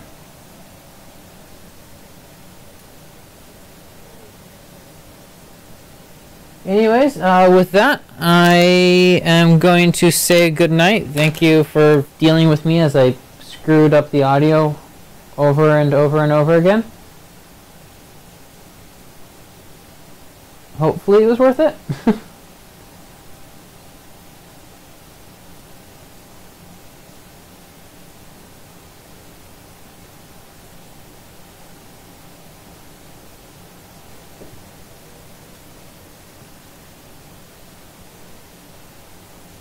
Well, with that...